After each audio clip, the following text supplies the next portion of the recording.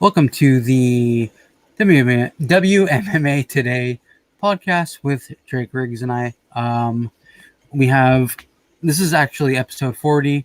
Can't believe it's been 40 episodes. Yeah, Um, flying. yeah, crazy. So we have a UFC 259 recap, of course. The Deep Jules 32 uh, tournament recap, and then a bunch of fight news. Some great fights coming through the pipeline. The UFC Vegas 21 preview, and then of course, as always, Twitter mailbag questions and anything else you guys want to talk about. Leave your questions, comments in the comment section, um, and we will put them on the screen, and we'll talk whatever you guys want to talk about. As we always say, without you guys, there is no us. So, Yep. well, I mean, I would still be here. I don't know where Drake would be, but Be gone, long gone. yes, I'm barely hanging on as is. Aaron, Juicy, my boy, hanging with the boys. Love it. Welcome. All right, so let's get started with the UFC 259 recap, where I mean Amanda Nunes did Amanda Nunes goat things. Um, this is why she is literally the best female fighter in the world, like ever. She steamrolls. Uh, she steamrolls. Her She beat Megan Anderson by a first round triangle armbar. Of course, in the picture that is posted on the screen there, she hit her with a fucking right that just absolutely knocked Megan. Like you could see Megan get flustered by it. Yeah, it was she didn't get off very much, didn't get much of a chance to. I mean, there was a brief kind of feeling out process for that first minute. Of course, this fight was not very long, but we kind of thought that Megan needed to might as well just rush and get super aggressive. What's the worst that could happen? What ended up happening was the worst that could happen. So, Yeah, um, yeah, didn't get off much offense, and yeah, that yeah. is why she's the GOAT indeed, as you said, and that is why now I have to permanently mark my body. So, Are you actually gonna go through with this? of course, I'm a man of my word, Steve. You know me. I'm looking to go on Friday. I didn't schedule anything beforehand because I was a believer, but we will see, and I will have updates for everybody. But Okay. So you if you know, guys don't know, Drake made a bet with whom? I just made a bet on on the outcome, really. Like literally just put it out there, Yep, said pretty that I much. would get a tattoo Yeah. if Megan loses. Yep, goat tattoo. If Uh-huh. if no, if Nunes won. So yeah, I guess that's the same thing. If Nunes Yeah, lost, I Megan mean, lost. Yeah. But yeah, I predicted first round knockout. I got the first round part right, but the wrong yes, you person did. and the wrong method. So I mean, it's let's not be honest here, Drake. much. That was quite a um, ballsy pick for you. Um, I know you have faith in Megan, and as do I. I have for quite a while. Had to stick to the guns, man. Right, I get it. I get it. But to even put a tattoo on it, like that's permanent marking your body. And I mean, you guys know me. I'm all for ink. I love it. I have many tattoos myself. You can't see them, but they're there. Um, to get a goat, I hope it's a cute goat.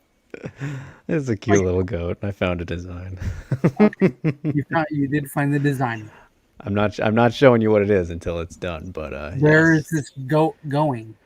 I'll probably put it The on the forearm? no, no, no. I have belly I have button. I have my actual tattoos that I like on Yeah. my forearm, so I'll probably put this Tramp on. stamp, dude. Get the goat as a tramp stamp. That would be pretty hilarious, but no, I'm not gonna do that. I'm thinking like left calf or something. I mean, calf. You wear shorts. Everybody's gonna be like, "What's this guy doing with a goat Right. on Like, his I calf?" lost a bet. Okay, leave me alone. Hmm. So that's yeah. And yep, everybody's been saying Amanda's face, Aaron. I've gotten that plenty before the fight even happened. It should be Amanda's face, a goat with Amanda's head on it. That would be pretty funny.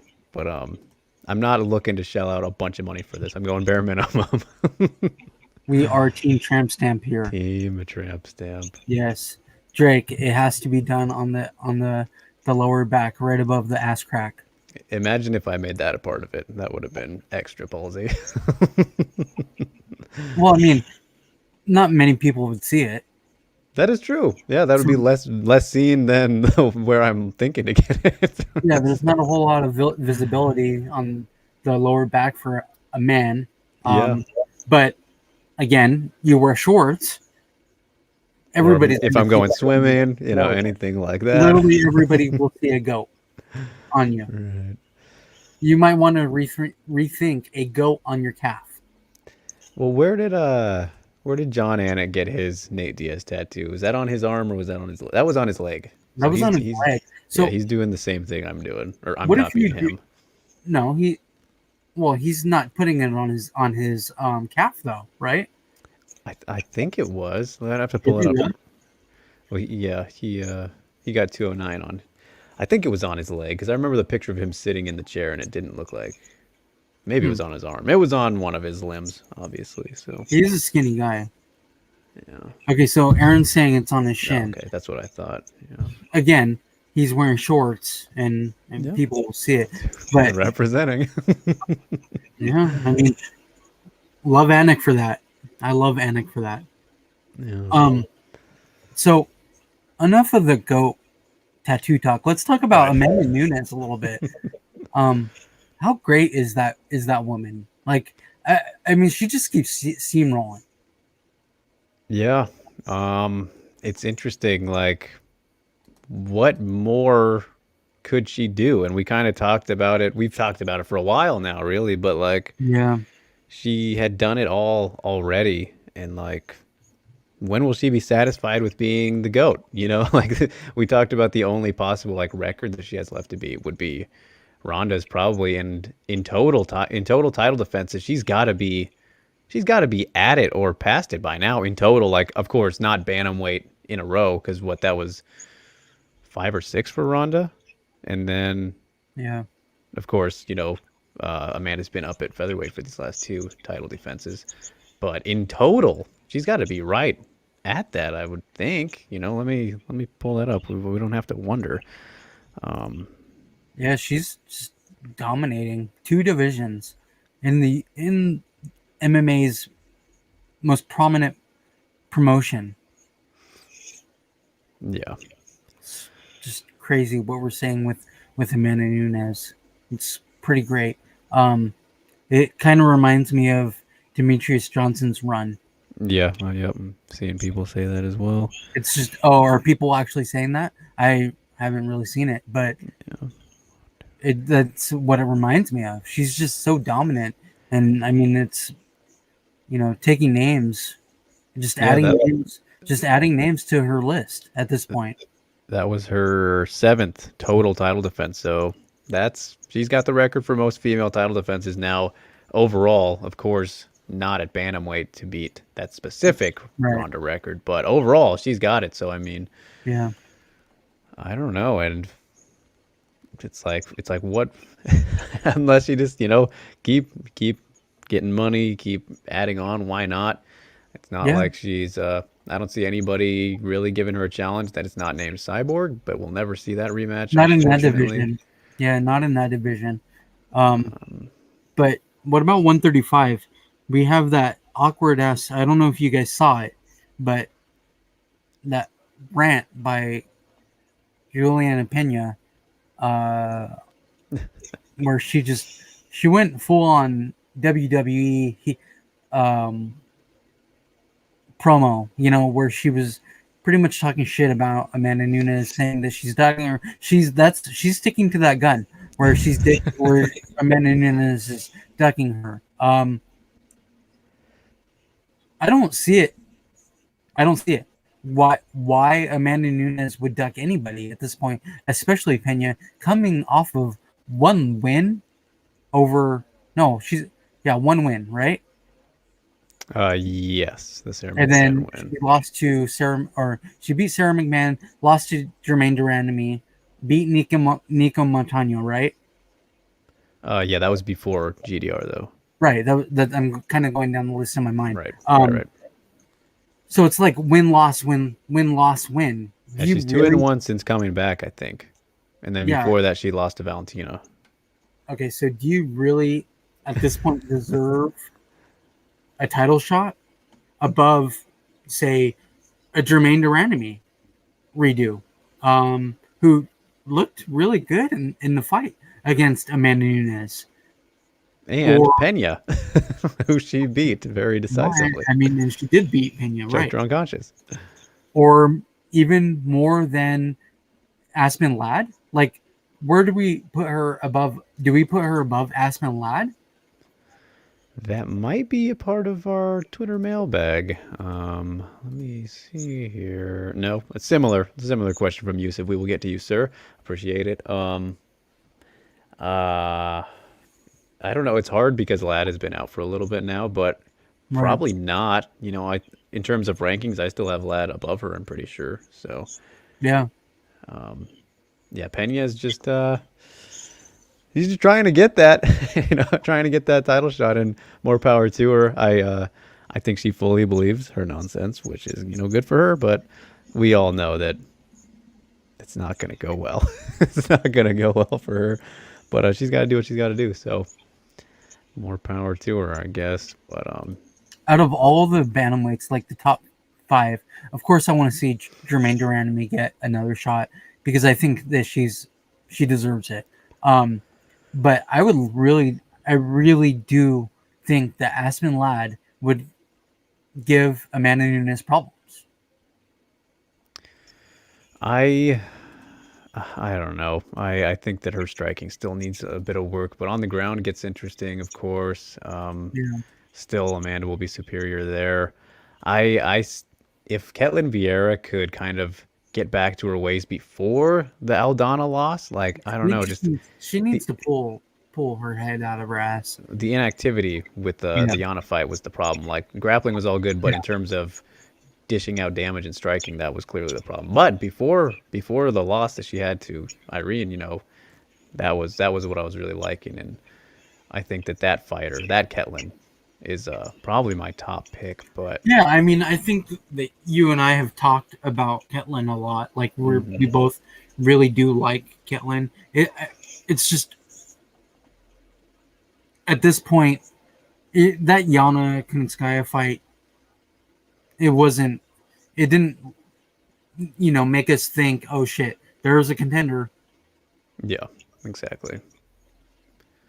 So even though she probably is one, and she's better than what she gave out there. Yeah.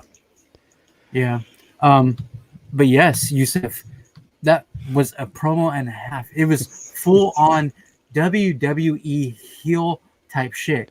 Dude, she went in on Amanda Nunes, and she was doing all kinds of MMA math, and she believes it. Like you said, Drake, she fully believes it. Everybody else can go fuck themselves. It was crazy. I mean, I listened to the whole thing. I was like, dude, wow. Props to you. Well, I kind of like the wild shit. So, I mean, I'm entertained by wild. Right. And that was a wave, dude. That was a big wave. That was a big wave of nonsense there. And no doubt. Yes, Yusuf. GDR needs to work on that takedown defense. And you would assume that she went and watched that fight over, and she would work on things that didn't work for her in the fight, but a lot did, and she did a lot better than what everybody thought that she would do on the ground against Amanda Nunes, the Brazilian black belt. Yeah. Yeah, very true. Throwing up some armbar attempts and things alike. So, And she's that, still the better striker than Amanda Nunes. I mean, yeah. it's a great fight. I really do want to see them run it back. Yeah, we will see what happens. I mean, Amanda doesn't seem super interested in the Pena fight for good reason, considering all that we've already said and how she still kind of has some work to do. And if she would have beat Holly, that would have helped tremendously. But now she's Yeah. probably just going to get it because, well, I guess you're the only person available, sort of thing, besides GDR, who we saw very recently. So we will see. But man, I still think like Amanda's probably just gonna retire on top. Like, right? Like most likely at this point. She's not slowing down at all. Yeah. She's I mean, she's until like I say all the time, until somebody beats her, then I'll go against her, Yeah. Then I'll think about going against her. At this point, I would never pick against her. Yeah. I'm sorry, my beloved Aspen Ladd. So yeah, that was the big title fight, everybody. We also had Yeah. another very impressive performance earlier in the night that I But think Drake, but Drake, before we get to that fight, do we want to talk about the news that you broke yesterday? Do we want to talk about it a little bit? Because Megan actually said something. I don't know if you saw it. Did you see what Megan said? I have seen everything that Megan has said, and that's the thing is like, sure, give me credit for this, everybody, if you want, but like, I mean, it was on her Twitch channel. yeah, she did it. She broke it. Like, I was Yeah. just I was just sharing what was shared. Um, and it's been kind of an awkward, past 24 hours I mean, for I me, feel like but that we have to talk about it though. fair enough. So, I mean, this is a women's MMA podcast. indeed. I think we need to talk about this a little bit. Is the 145 division gone? I don't think it is. I don't think that they'll get rid of it. Should they? At this point, fuck, I don't know. I feel bad, like for the fighters, like that's what I really care about. I don't give a shit Right. about the UFC's divisions. I feel bad for the fighters. Yeah, I mean, that's kind of been the thing when we've talked about it as long as we have now for the past 4 years, right? Is like, sucks for the fighters to have to kind of have been dragged through this ridiculousness in a way. But Yeah, at the same time, it will be better for them to leave and go to an actual division, which we know will be Bellator or maybe the PFL next year. Of course, too late now since the season is starting up next month. yeah, But that will be an option and is an option at some point. But Bellator, of course, will happily take what, two fighters? 'Cause, I mean, it's just Felicia and Megan who are really out of luck here. I don't know, maybe Danielle Wolf if she can't make bantamweight, but we have no idea about that just yet. So yeah, Megan. he's kind of thick, dude. Daniel Wolf is thick. Yeah, I know people were saying they're not sure if she could, get down to that either. But we will see. Either way, that fight is fucking stupid, as we talked about last week, and this possibility makes it even dumber.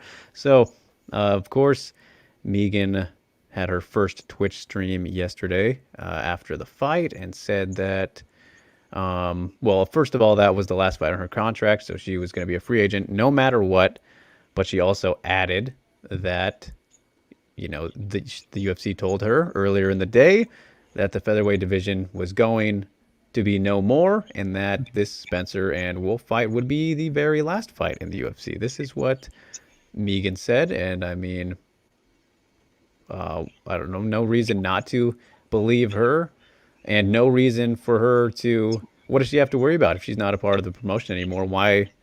She's not going to get in trouble for saying this, but Today, on today's stream, she did say that she did get in trouble, presumably from management, and she wasn't supposed to say anything about that. Yeah. So, and she released a little thing minutes before I think we Yeah. went on here. So I have it. You want me to read it? Yeah, sure, go ahead. All right. So, in the light of the news that came out yesterday, I wanted to address my fans and say thank you for all the love and support you have sent me over the past few days. Saturday night was fight number 6 of my 6-fight deal with the UFC. I had an amazing run with the promotion, culminating in a UFC world title fight. If you know me and the journey I've been on just to reach the pinnacle of the sport is something I am incredibly proud of.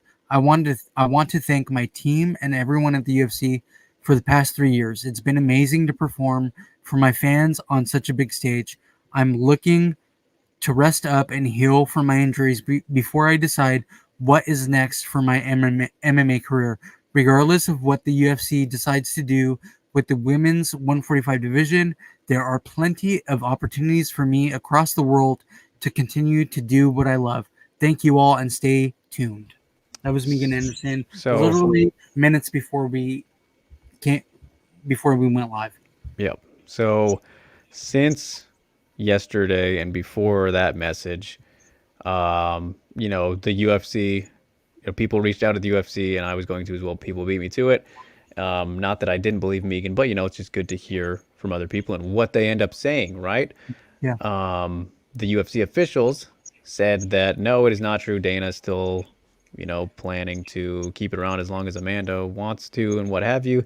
And then I asked Felicia Spencer over text if she had heard about it yet, and she said no, and I kind of surprised her with it, and so felt a little bit bad there if it was true, but she has yet to hear about it from the UFC or anything like that. So a Yeah. lot of kind of all A over lot the of place what stuff, ifs. and with Megan saying that what she has said today kind of sounding like backtracking a little bit. It's like Yeah. makes me think even more that it's probably true. Because think about this. Think about this. If the UFC wouldn't want their fighter who is just now leaving the promotion to announce this kind of thing, of No, course, why they would they would. want to announce it in their own way rather That's than kind of just why. That's kind of why I think that featherweight's still going to stick around for a little bit longer. They're not going to want Megan Anderson to be the one. like because she did that now they'll keep it. Oh yeah, Oh, I see dude. what you mean. The UFC, they're petty as fuck. That is true. Yes, Good point. and number one petty is Dana White. He's number one petty. As we've I don't seen know with what his his media I don't know what videos. his feelings are for Megan. I have no idea, but he is a petty ass motherfucker, and I'm sure that if he got wind of what Megan Anderson said, he probably turned bright fucking red, dude. And he was I can picture it. I mean, we've all seen it. We've all seen him get mad. Like not like a disgruntled mad. No, like a really pissed mad. Like Yeah. he changes color. He literally changes color. His kids call him Tomato for a reason. Do they? I haven't heard this. Yes, he admitted that. He did admit Okay. that. I mean, because of all the memes and stuff. You Right, know, right. I mean, there's reason It's a for very it. red man. Yes, he turns bright fucking red when he gets pissed off. So I could just assume that he was pissed once he heard that Megan Anderson, a fighter who was probably no longer fighting for them, said something about the division being scrapped. He was probably like, "Oh, you know what? Fuck this. We're gonna keep going now." That's a Like, really good point. I didn't like think of can't you that. see that from him? The pettiness. Can't you see that from the UFC? Yeah, no, that's actually an incredible point. I don't know how I didn't think about that. I guess I've had a lot going through my mind, but yeah, that's a really good point because Megan has never kind of been the person to just say things that don't make sense. And again, like She doesn't say no, shit. yeah, I mean, no reason not Doesn't to. talk at all, really. I mean, other than funny, lighthearted stuff. Typically, Yeah, right. So, she um, doesn't say anything controversial. No, no, and yeah, it just comes down to like think about it similar to I don't know. Tell me if this comparison works, but when Ariel broke the Brock news, like Oh, dude. Yeah. they didn't want that. Oh, he did not want that at all. So Obviously, they did not want Ariel Helwani of MMA fighting at the time to yes, break that news before they put it on the screen of a pay-per-view. Oh, dude. Do you think that was like Dana White's all-time pissed off? And to this day, still holds that grudge yeah, against Helwani. Like, gotta be. he has that root in him to hate Helwani at this point. Like, he despises Helwani. Yeah, yeah, that was a big one. That was a very big one, and he still doesn't even. Yeah, as you said, I don't know if he's talked to him one on one since then. Probably not. I would assume he doesn't. He does all of his interviews with Okamoto. Right. Yeah, taking over. So yeah, yeah, we'll see. That's a very interesting point though that you bring up, and I kind of lean towards it now that yeah, just depending on, and that's the thing also is like just to counter it a little bit is it doesn't make sense business wise to kind of take away a belt from Amanda if she's gonna keep fighting. Like Right. if they were really in on this, then maybe she was thinking, all right, one more fight at bantamweight. Who needs the featherweight one? You guys can do whatever with that, and then Yeah, she's out.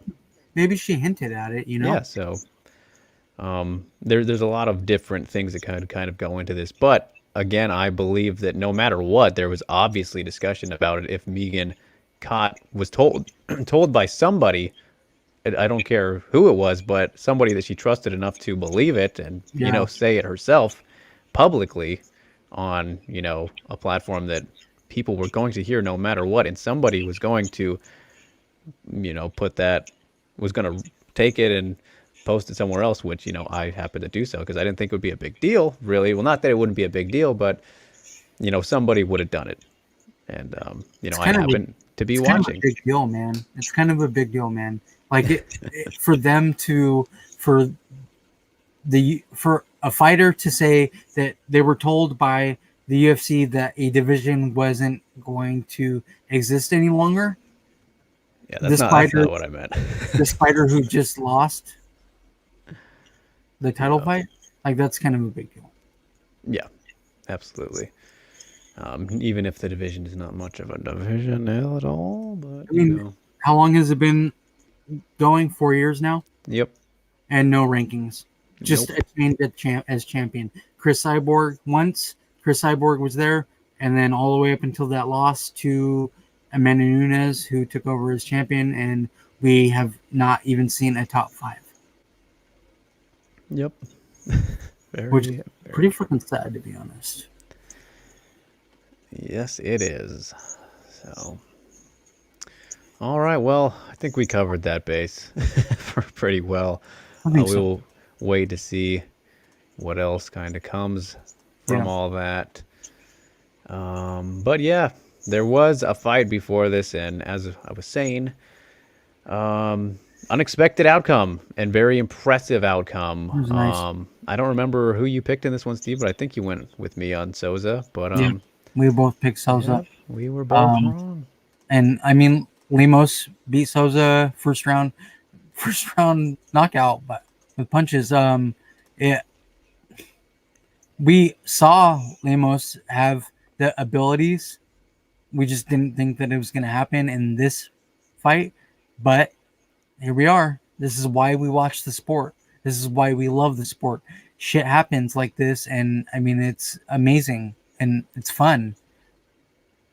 Yeah, this was huge, very huge win. If you know about Souza, and as we've talked about her, of course, hasn't quite lived up to the expectations in the Yeah, UFC, unfortunately, and this is evidence of that. But she this is hasn't at all. still a very, very big win for Amanda Lemos, and Throws her right into that 15 range. I don't know if she got ranked now, but I put her at She's ranked. 15 I think myself. she's at number 14. Right, and for some fucking reason, Felice Herrig is still ranked. Dude, wow, that's unbelievable. Isn't it crazy? Felice Herrig is still number 15. Just hanging on for dear Come on. life. Come on, dude. She doesn't even have a fight booked right now, does she? So I don't know what is happening there. But It's yeah, such a good division. Like, I know. Makes no sense for her to be right there. Lemos, though, very, very good. Very, very impressive. Did not expect his outcome. Really gave Souza no chance whatsoever to get going. Just right out the gate. She dropped her the first time within, like, it was around the minute mark, I believe. It was very quick. yeah. And, this was kind of her coming out party in a way. I would say so. But we said that though last week in the preview.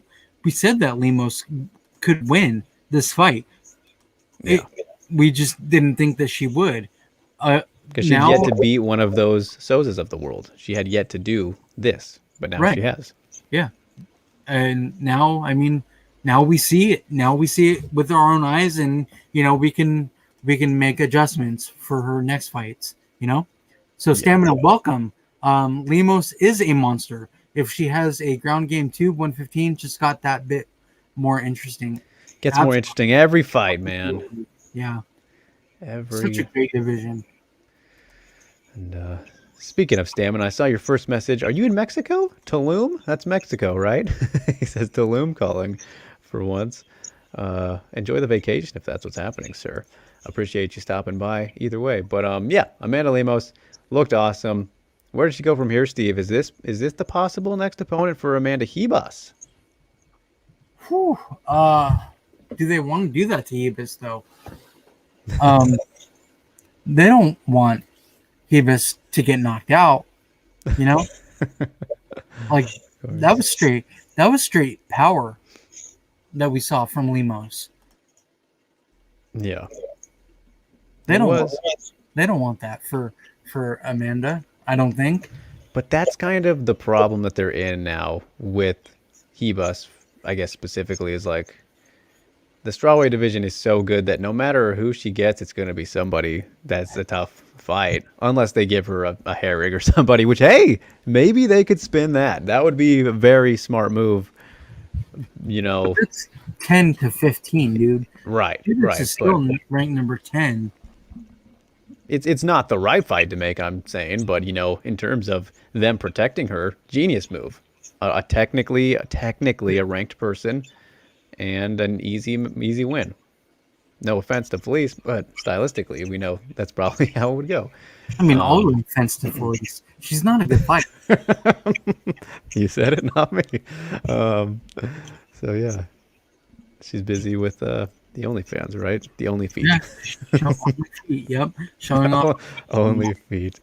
I'm surprised that's not a separate thing, like just its own branch. Big enough.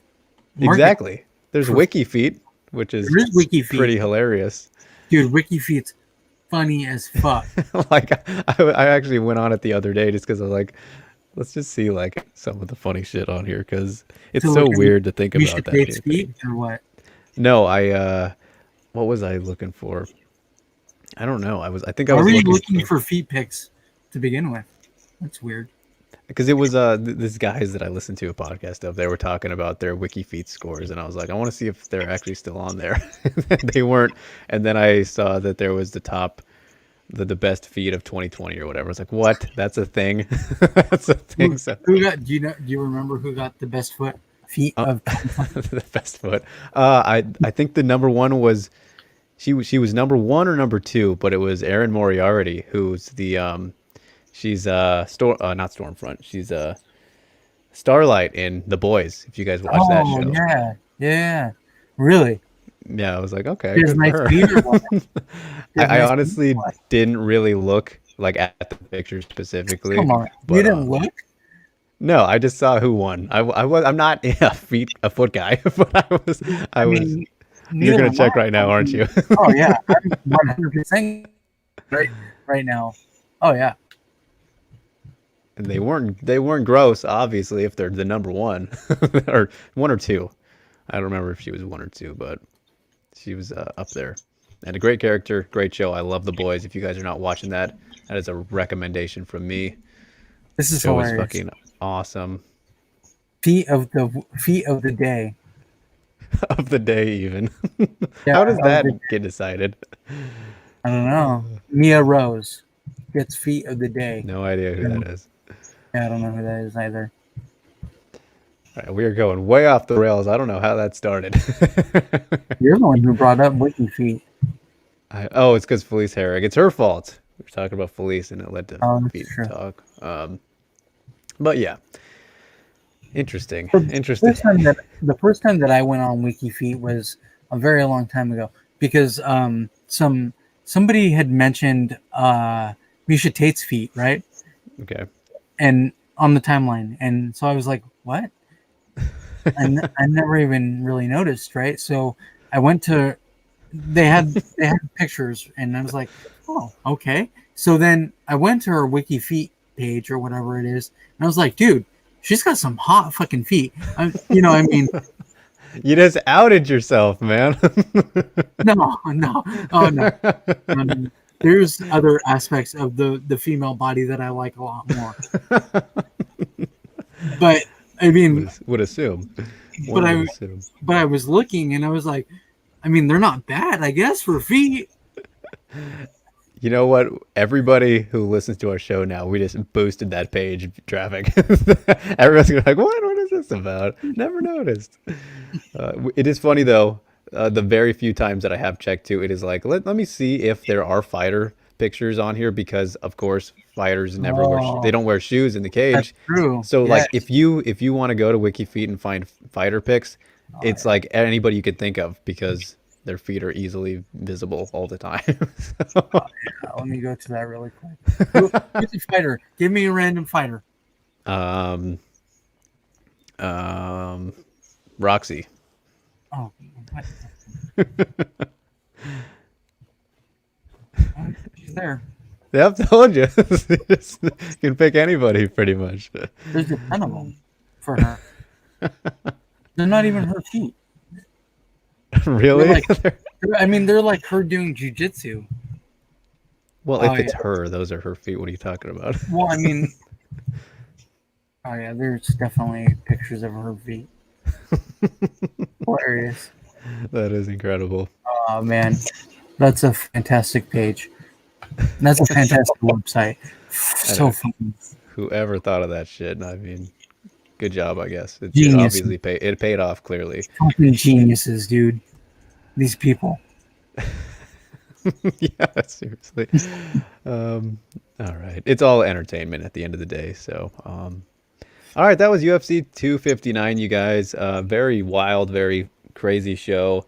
Of course, I got to be there, which was, I'm going to toot my own horn. It was crazy times, crazy week, very busy, all that kind of stuff. But, we made it through. Good times. Got to see Dominic win in person, which is incredible. I wish you Never- would have knocked the motherfucker out. Oh, I know. No, yeah, that would have been great, but it scared me with the decision read there. But glad he got the win. I thought he Dude, won what's all your 3 boy rounds. going in on Monster for? Or not Monster, but That's a whole nother thing that we could go on and on about. But let's keep moving here, that's Steve. just hilarious.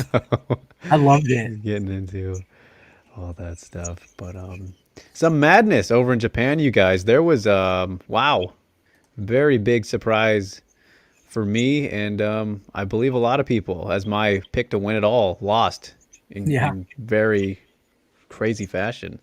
So the Deep Jewels 32 recap, you guys. Deep Jewels took place. What was it? Was this the morning of 2/4/59 or the night of? Either way, It was our morning. okay. So Saturday or Sunday morning. Either way, I was too busy to catch this live, unfortunately. But of course, all the results here for you. The big thing that stands out, as shown in the picture here, Emi Tamimatsu, the most seasoned veteran in this whole tournament, 38th fight. She lost to Saori Oshima in 45 seconds Super via Kimura absolutely insane. Oshima, this was her fourth career win. She is 4-2 now. In Tommy Matsu's career, this was by far the fastest loss that she's ever suffered. Only the second time she's lost in the first round. That first time that she lost in the first round was her debut back in 2006. This is a huge win for Wild. Oshima, who is absolutely, if you haven't seen Oshima before, man, the scrambles and kind of just relentlessness that this girl has with her grappling obviously can pay off, but it's very, very fun to watch. And man, beating Tommy Matsu like this is really incredibly unexpected. I don't think anybody saw this coming. Obviously, I didn't.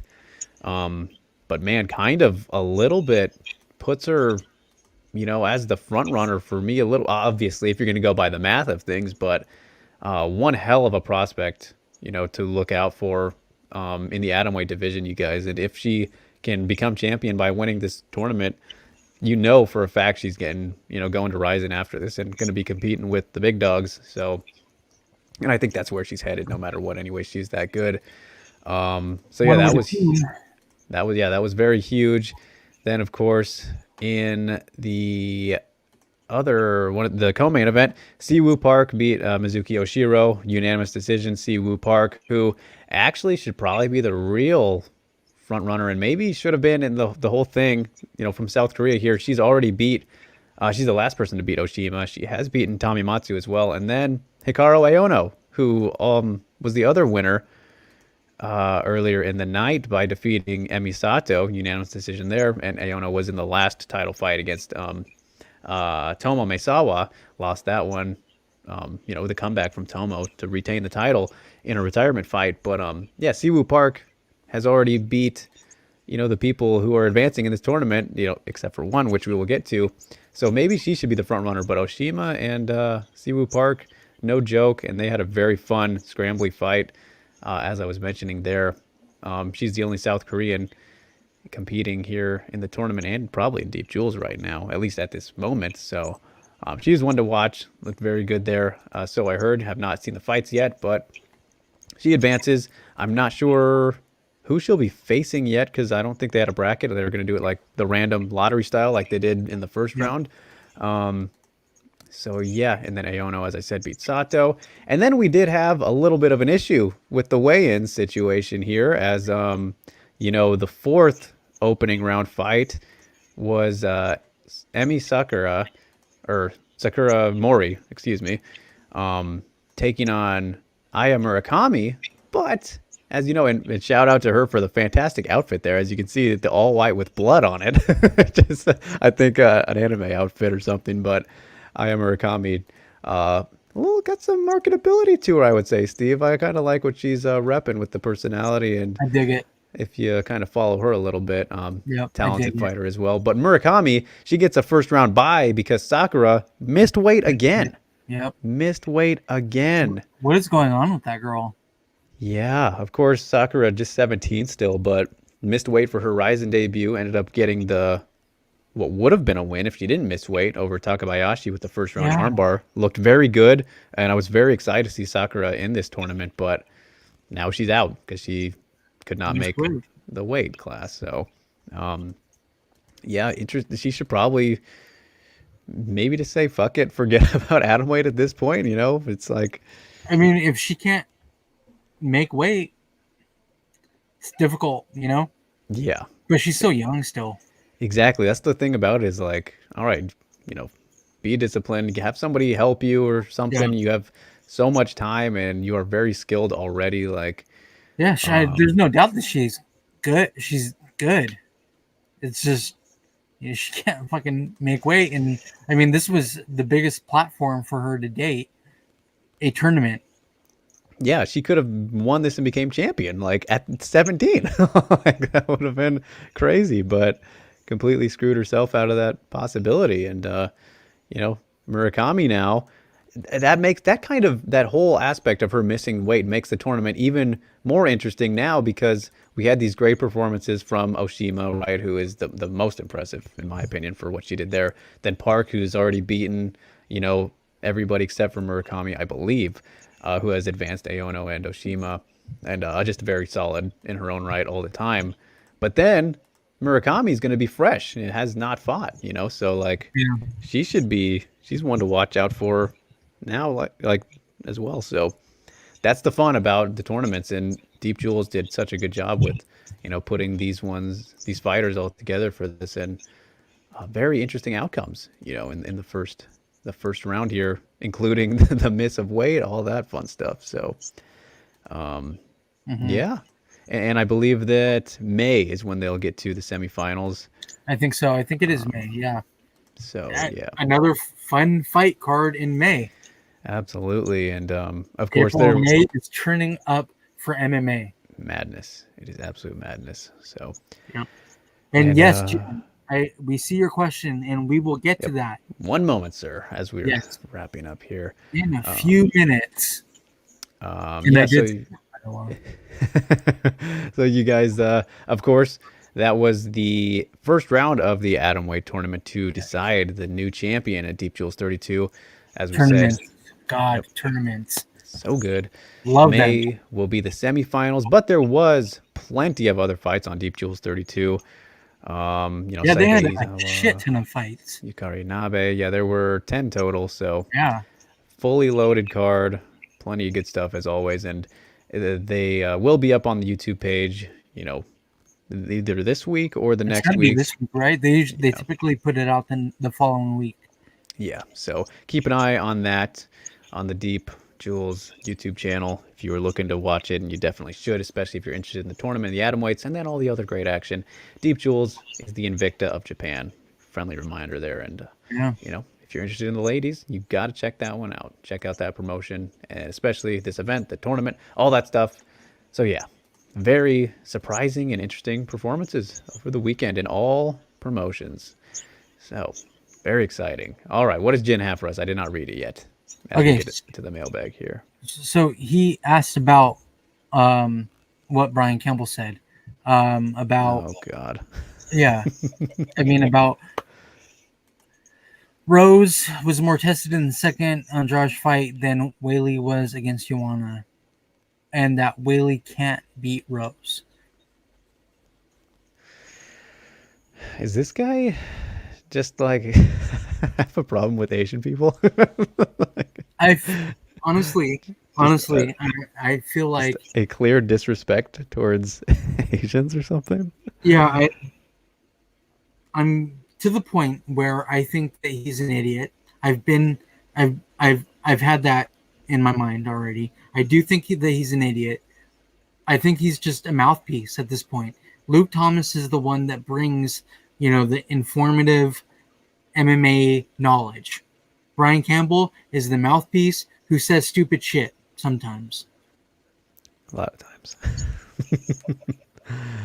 A lot Yeah, of so times. You're right.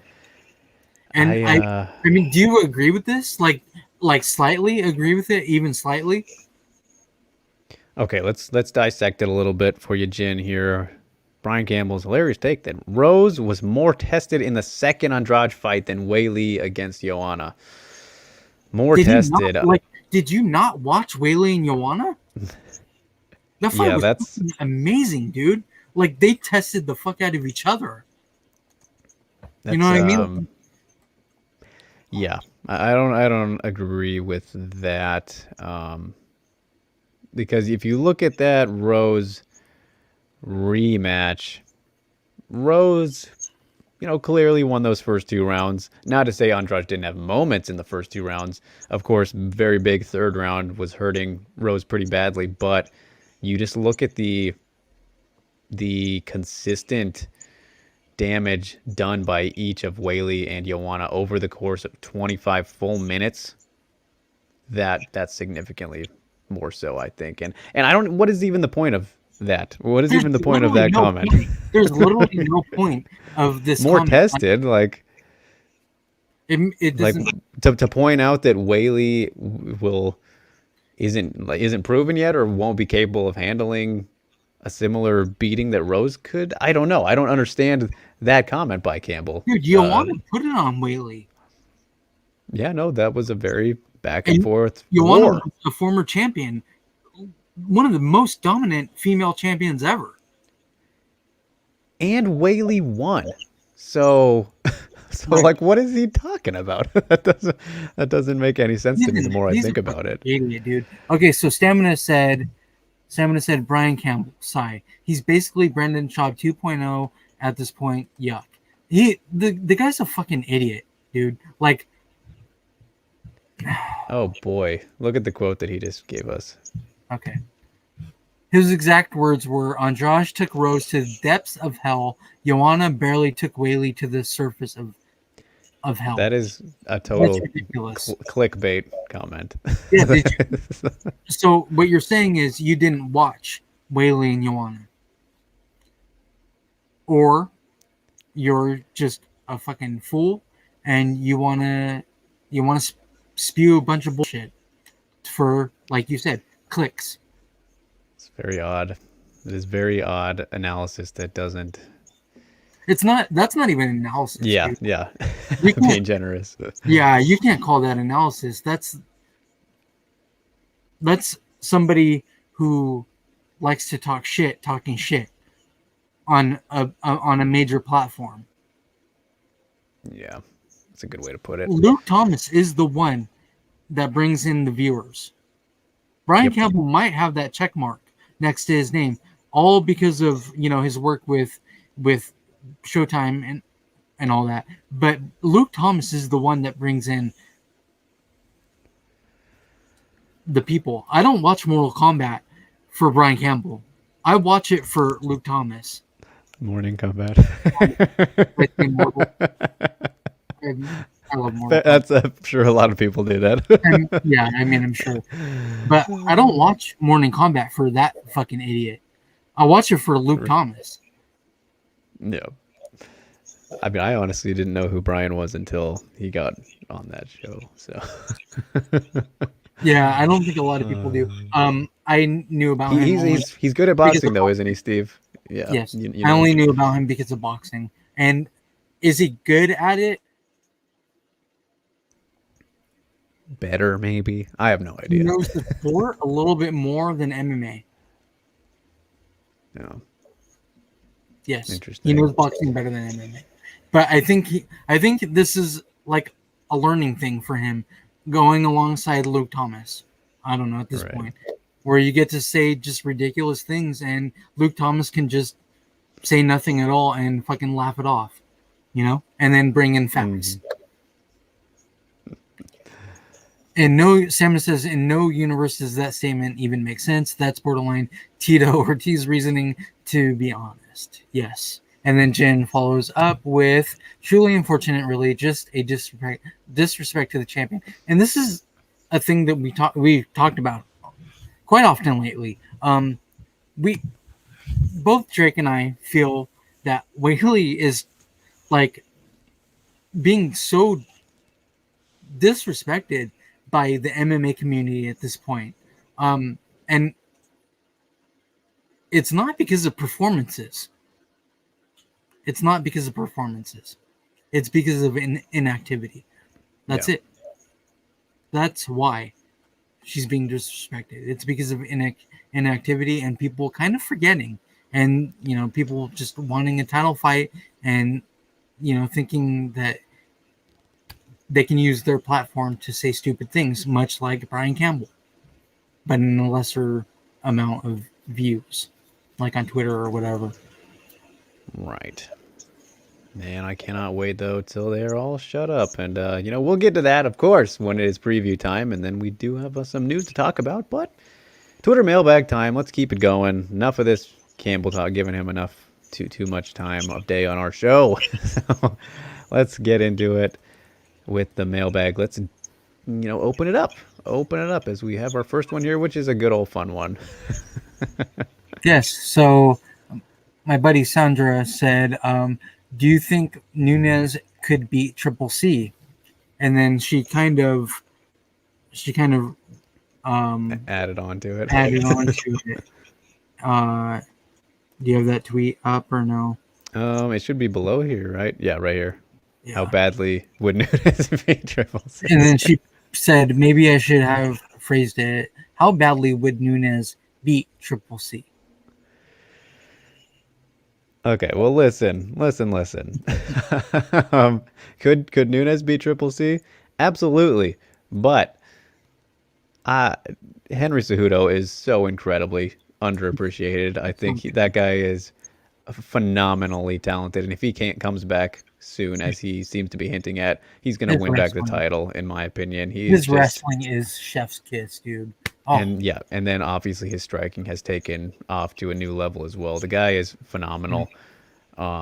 That would be that would be an awesome fight. You know, of course, intergender matchups are their own talking point, and we're just having fun here. But stylistically, that would be a fucking awesome matchup. But I don't know if I'm going to say who would win it because we'll never know. But Henry, let's put some respect on his name. I don't think he gets washed or anything. That guy's phenomenal in his own right, and of course yeah, Nunes is the he's goat. So so good. He's so good. This was Henry, just a little bit of fun from Sandra. yeah, yeah, yeah. Henry, I love watching him fight, so I won't be mad if he comes back at all. So No, Jan with a comment here. so good. Um, Jin said for the girls versus guys in MMA, Whaley said she spars with guys and it's hard for her to even get in range. She even admitted that they are stronger than her. Yeah, I think a lot of females admit that. Yeah, yeah. Yeah. Some do the mixed training or just training with women specifically, whatever works best for them, and that's just kind of what it comes down to is whatever works best for you. Like Ayaka Hamasaki, for example, she only trains with women. All women. I think it's kind of hard to find spots where you can train exclusively with women. I've come to kind of notice, it seems like. So generally, I think that female fighters will do the mixed training or have to train with men in some capacity, but training with girls or women specifically, as Jin mentions here, I think is something that I don't know doesn't I don't whatever works best for you. I don't think there's any formula to this really. Whatever you prefer, whatever feels right for you, that's just how it is. So yeah, I think that's the best way to put it. We're Yeah. just having fun here. Just having fun here, and Stamina chiming in as well. Stamina hates those kind of questions. But Cejudo would be far too fast for a fighter like It's Nunes. very quick. It's very quick. Yeah. He's so fast. Yeah. I mean, he's like That's the funny Dimitri. thing is he's the lighter fighter. At least, well, I mean, recently, if we're He's gonna go by, Demetrius Johnson fast. it's very quick, That is very fast as quick, fuck. very very quick. So appreciate that one, Sandra. Good fun. Always appreciate fun topics or little things. All right, now Yusuf's mailbag question, which always he brings the heat in the mailbag. So All right, so Yusuf said rank from two-parter. 5 to 1. Biggest threat to Nunes: Lad, Aldana, Kunitskaya, Pena, or Ketlin. All right, so we mentioned 3 of these 5 already. So ranking from 5 to 1, the biggest threat. All right, out of this bunch here, I'm gonna say Pena's at 5 for me. Do you agree with this, Steve? Should we see if we match up here? Link on this? I think that her wrestling is good enough to go higher than Kunitskaya. Okay, all right. And then, for number 4, I would flip flop Kunitskaya and Pena. That's what I would do. in the I would back probably end. go Kunitskaya 5, Pena 4. The only reason I'm not so sure about Kunitskaya on over or below Aldana is because as much as we love Aldana and how amazing her striking is when she's on point, it's her grappling defense that would scare me against Nunes. I think that Yeah. Yana, as she proved against Ketlin, can hang a bit better on the ground than what we've seen from Aldana for the most part. So that gives me a slight edge to put her there. But even in that case, I'm going to go Pena 5. Then I'm going to go Lad at Okay. 4. Then Aldana 3. Probably. Then I'm probably going to go Ketlin at 2 and Yana at 1 just because of the recent fight and the fact that we haven't seen that Ketlin, Sure. the undefeated Ketlin. She hasn't looked the same and she's been a little trigger shy, since the loss to Aldana. So I'm going to put Yana as my number 1. I'm going completely Wow, dude. opposite of you here. I believe in Foxy. Okay, that blows my fucking mind. I But mean, this doesn't mean she's a big threat, but out of these 5, she's the biggest well, threat in my that's opinion. literally his question. Is Right. the biggest threat to Nunes? Yeah. So, all right. How would you put that order now? All right, so I already put Kunitskaya at 5. Yep. And then I would go Pena at 4. Then I think it's Lad, Okay. and then I would go Ketlin, and then Aldana.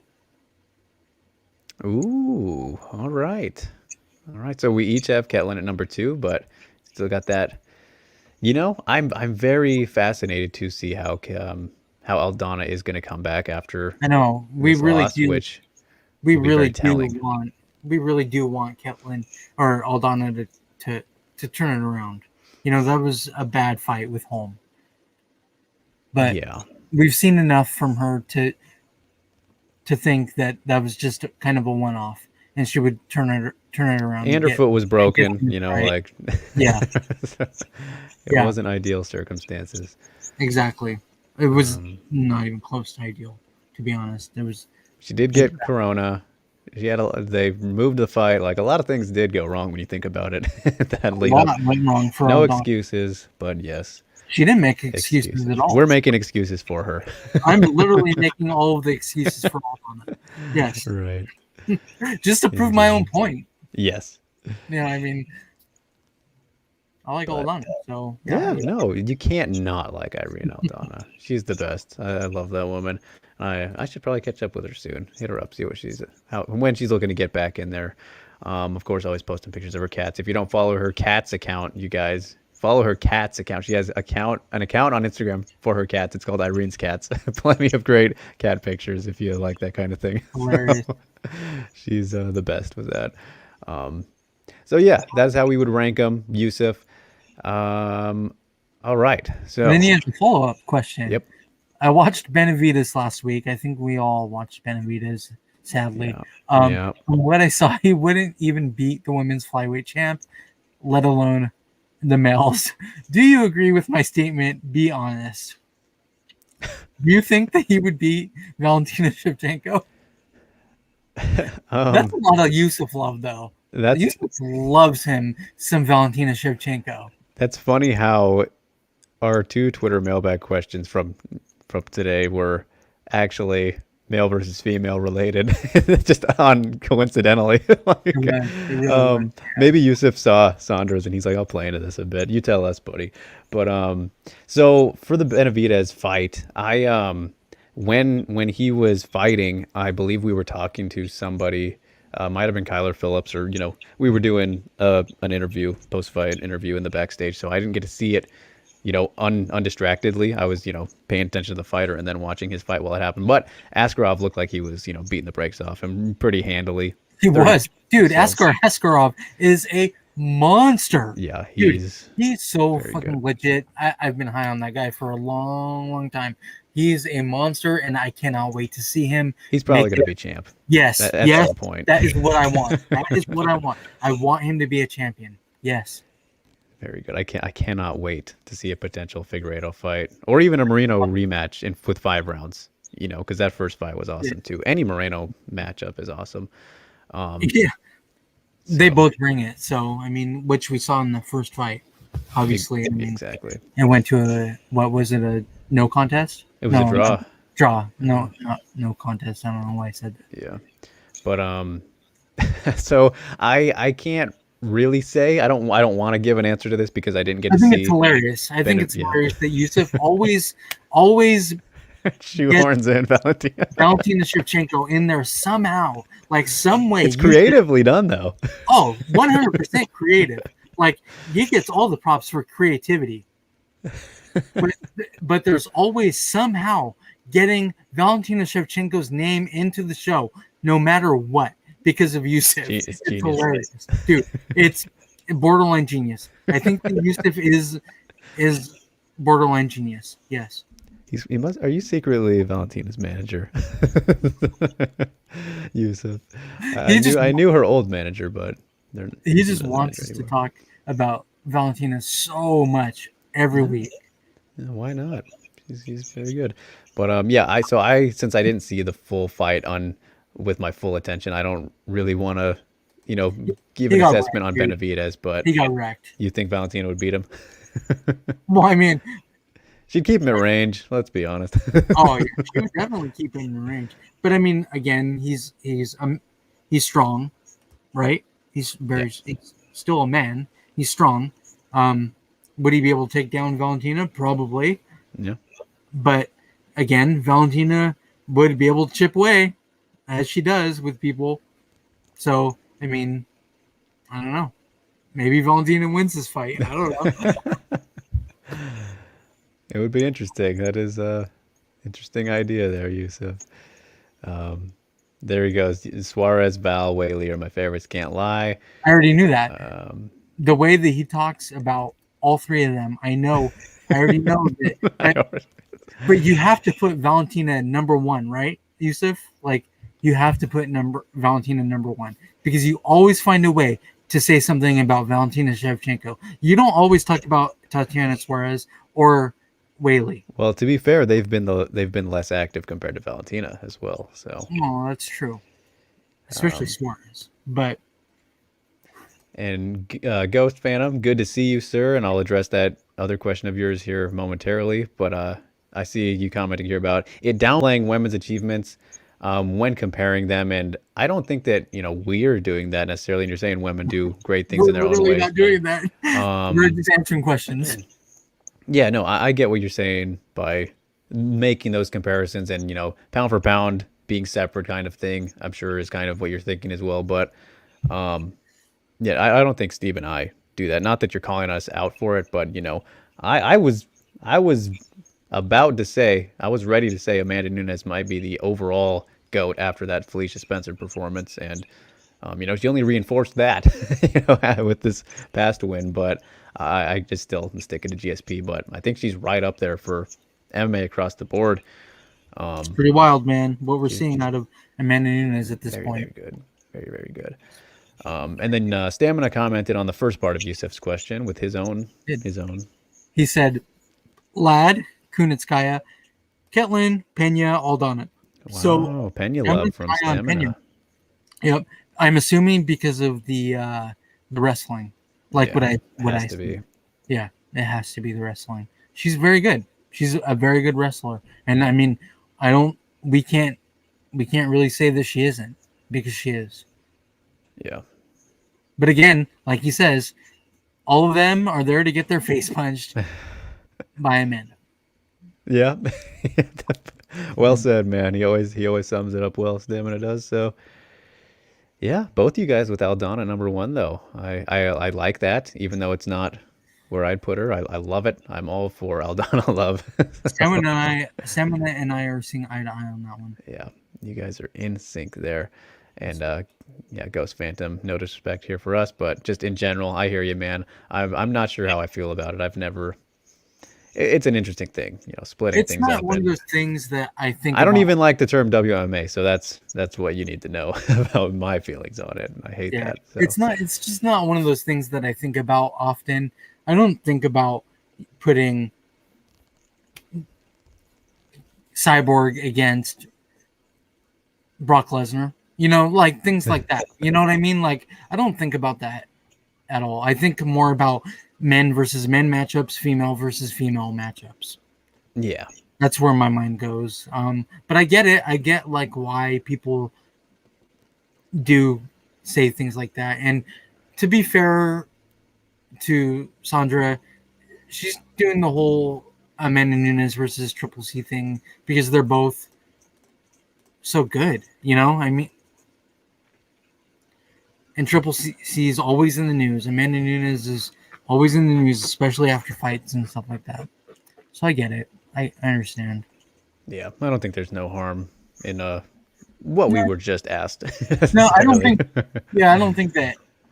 I don't think any of us really care for a man versus a female fight. I don't think any of us want to see that. But I mean, fantasy I'd wise, watch it if it was made. Let's put it that way. oh yeah, I would oh yeah. watch it. Like I'm like not calling for it. what's the one that we just saw in Russia? Oh, well, I'm going to count that one. Darina versus the Or big fat sumo. guy. The big fat guy. Sumo. Shameless plug. I did speak to Darina after that. You can check that out That at guy. bjpen.com. It's not very nice. He's a YouTuber, dude. Yeah, Yeah, he's got his own little popularity, but he does. anyway, that is all for the actual Twitter mailbag, but we will throw your question in here, Ghost, to the end in the comments to wrap it up here.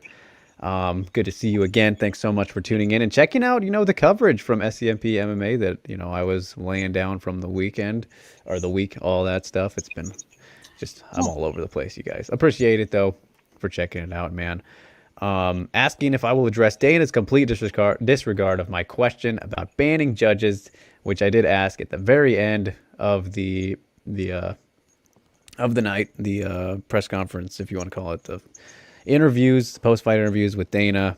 I asked him, and I've presented this question, in the past, like just out there on shows like this about how, the UFC has the capability and has banned judges in the past. Obviously, Mario Yamasaki, most recently, Steve Mazzagatti before that. I believe those are the only two that they ever have banned, and those are still in effect, of course. And the commissions regulate who officiates and what have you. So it's the commissions who say, all right, refs, go out and, you're going to do this fight for UFC, whatever. UFC, though, apparently able to ban those guys from working their shows, as we've seen, evidenced by the referees. So if they can do that with referees, why can't they do that with judges? I asked Yeah, Dana. they're all commissioned by the Yeah, same company. exactly. They're not UFC employees or anything. So, but if they can ban them, then why can't they ban judges, which there's a big problem for? And Dana stated at the very beginning of the his interview, how the judges have been just, very bad lately, and kind of points out how they have not been very good, which is true. We have seen, most specifically, Chris Lee has been pretty dreadful Terrible. since really the pandemic started. And he's been one of the most used in Vegas. Yeah, he's a very active one. Yep.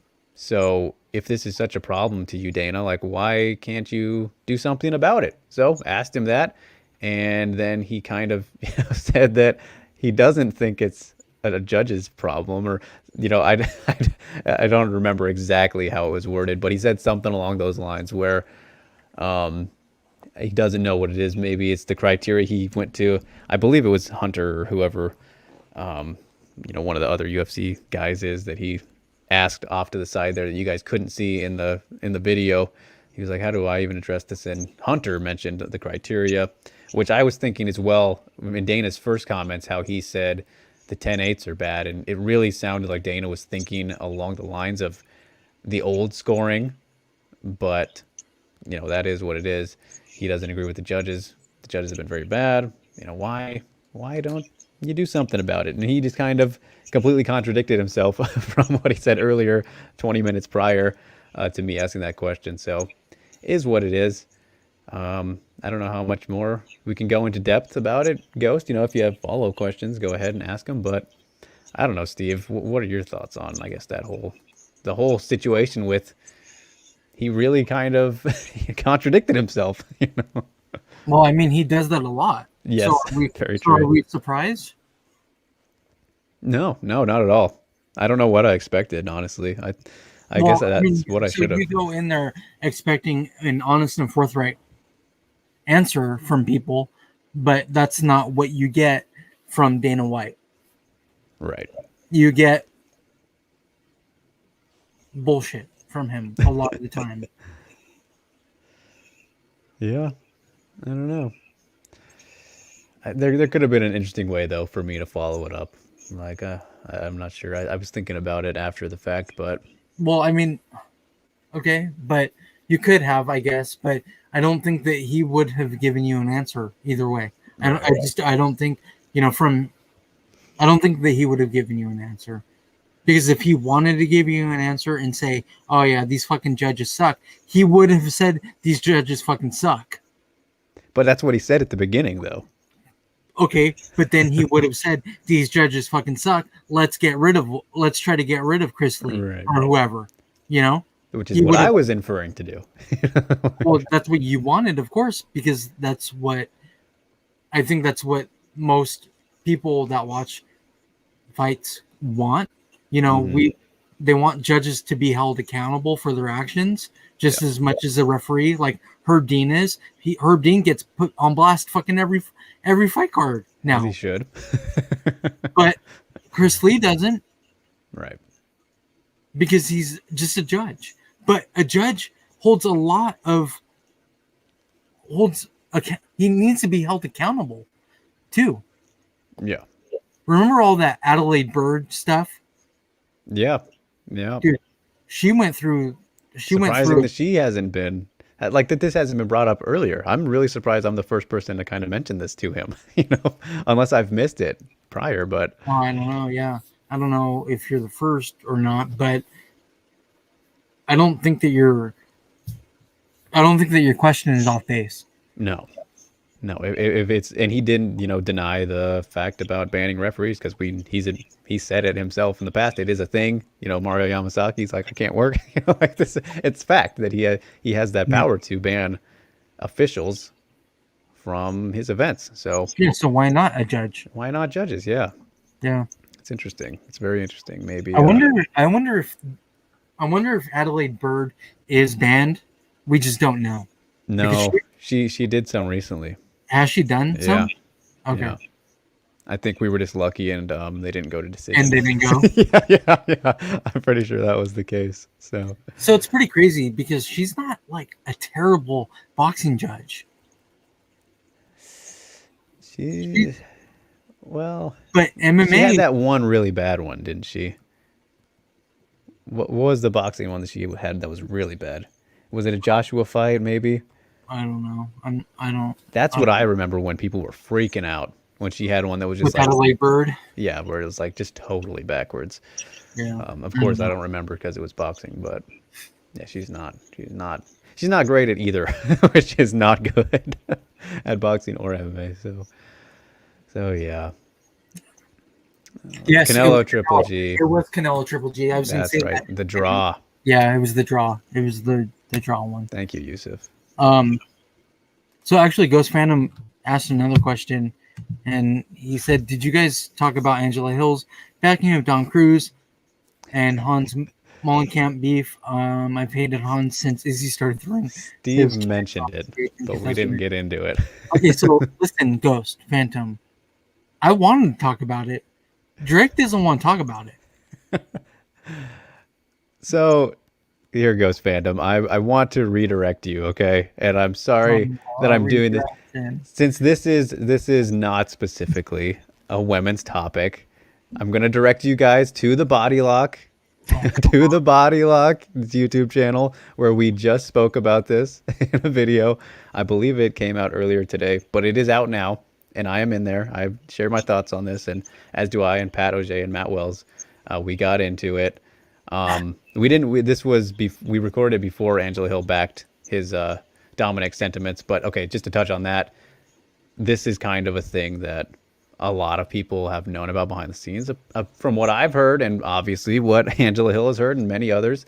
That thing that has been going on and just not been brought to light because it's a little bit of one of those things where, people, they don't want to risk. They don't want to risk losing their money or what have you, right? Like it's if you're not a person in a good position like Dominic Cruz, who's the perfect guy to do this, the perfect guy, nothing to lose aside from, I guess technically the sponsor, but the guy's set. He's a big voice, a big notable name, a great front man for this potential movement to help everybody out and get out of the nonsense, potential nonsense, of course, with Hans Mollenkamp. So,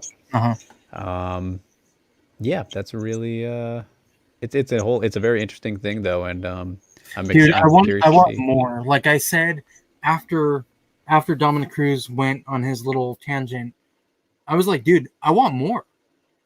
I want more. I want to know more of that. Like I want more from other fighters, not just Dom Cruz. I'm fine with. Well, Totally. I'm sure it'll come out now, like that he's I think it will slowly start coming out. I think that Dominic Cruz, what he did is probably good in the end for yeah. fighters. Right now, uh, it's kind of a who you're siding with type of deal. You know, of course, these fighters like Angela Hill want their money, so but she's backing Dom Cruz, Yeah. right? And of course, Israel Adesanya, he will not drink He's out not been a of fan for a while. those monster drinks. He literally takes them off of the the table. Yep. He literally removes anything monster off of the table in front of him. Not a fan. So yeah, that's there's that. So it has been going on for a while, as you say. There goes Phantom since 2019. Crazy. People Yeah. putting Izzy their since Izzy has been doing it for a long time. He's just doing it quietly. You know, it's not he's not using his words. He's just using an action. Whereas Dominic Cruz used a post-fight interview with Joe Rogan going into a massive pay-per-view, used his platform not to call out TJ Dillashaw or whoever else, but to call out Monster Energy Drink and the guy who's running the whatever he does. I don't even know what the right. fuck it is. He's just I think he's kind of just a user at this point Apparently, he deals with with fighters. fighter Yeah, sponsorships and all fighters. that, which makes it even crazier. Um, but what was I gonna say? That's right. That's right. Go said he even peed. He even peed. Oh, Look at I his name. forgot about that. Dude, that dude's a character. Oh man, he's such a fucking character. So much symbolism there. Um, Mhm. yeah. You mentioned Dominic's post-fight interview with with Joe Rogan and then Akamoto for ESPN. Neither of those They didn't want it. interviews were uploaded to YouTube. They did not want that. Yeah. Well, because just last week, UFC and Monster re-signed a new 3-year Yes. deal, an Yes. exclusive global deal. So Crazy. they're like, shit. Thanks, I Dominic. wonder. They're not Yeah. happy. I wonder what they're gonna do with Dominic at this point. Like, are we gonna see him doing um fight commentary? And you know, I don't know. he He's did the risking things he did the things in the cage where they what did he do? He previewed a fight, I guess. Oh, And Unlocking Victory. He's yeah, got that that. show. Yep. Where they do, but they actually show little clips on the UFC telecast. So I mean, it's crazy. What's going to happen with Dominic Cruz? I don't know. We don't know what's going to happen with Dominic Cruz at this point. Um, but it's pretty wild, man. And yes, Ghost Phantom, I'm intrigued, as it seems like you are as well. I'm intrigued by it. I want more. I said this from the very beginning. Once Dominic Cruz went on that little tangent, I was like, dude, I want more of this. I need this.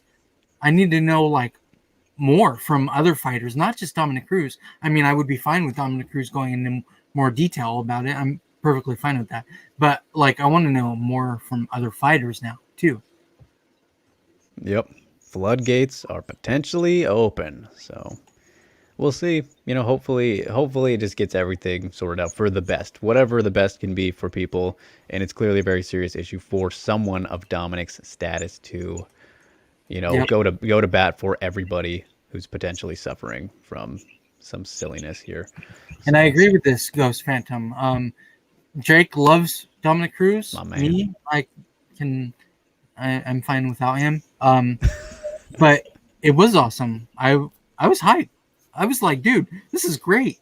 This is fucking great. This is great drama. I love drama. This is a big drama show from Dominic Cruz. I love it. Big Dama show. Joe Rogan was like, he was like, oh God, he did not want any of that. Yeah. Well, I'm sure that he's well aware too of behind the scenes stuff. Like I'm sure Joe Rogan has heard some things. Oh, could you imagine like what was in his ear Oh, I once? know. Yeah, once Dom started going off, like they were like, oh fuck, you got to get the fuck out of this. Yeah. Do something. Do something. Shut this guy up. Yeah.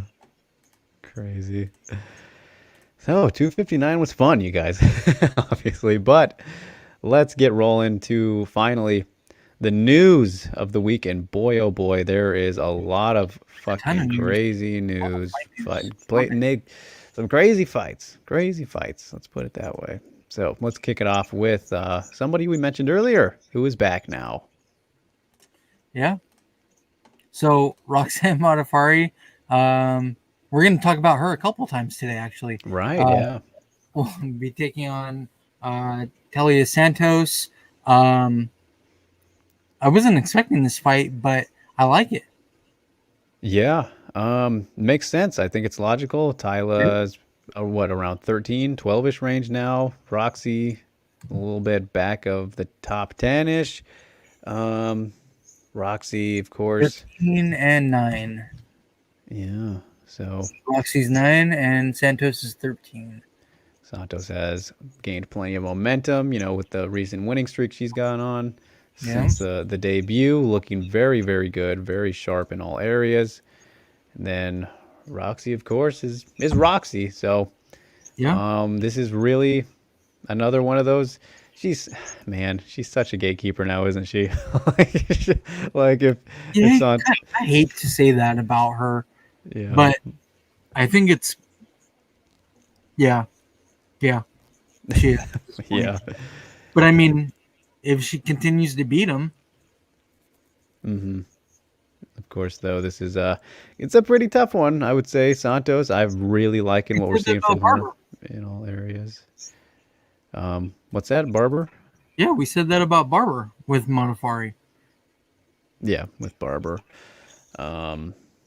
A little different though, a bit more experience here in favor of Santos, and I mean Araujo in Roxy's last fight, the loss there. That was easy to call. Yeah, which wasn't great.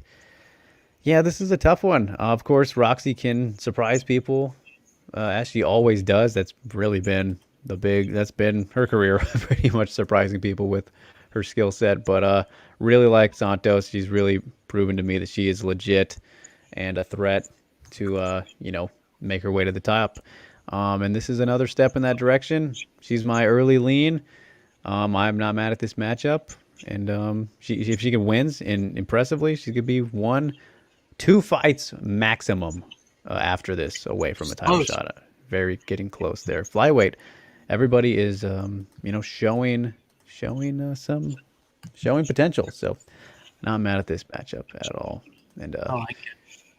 Ghost says, speaking of Barber, she's a kiss ass for a monster. Well, she's very young still. Yeah, she did. She did put the next day, I believe, she put up a can of Monster energy drink on her Instagram.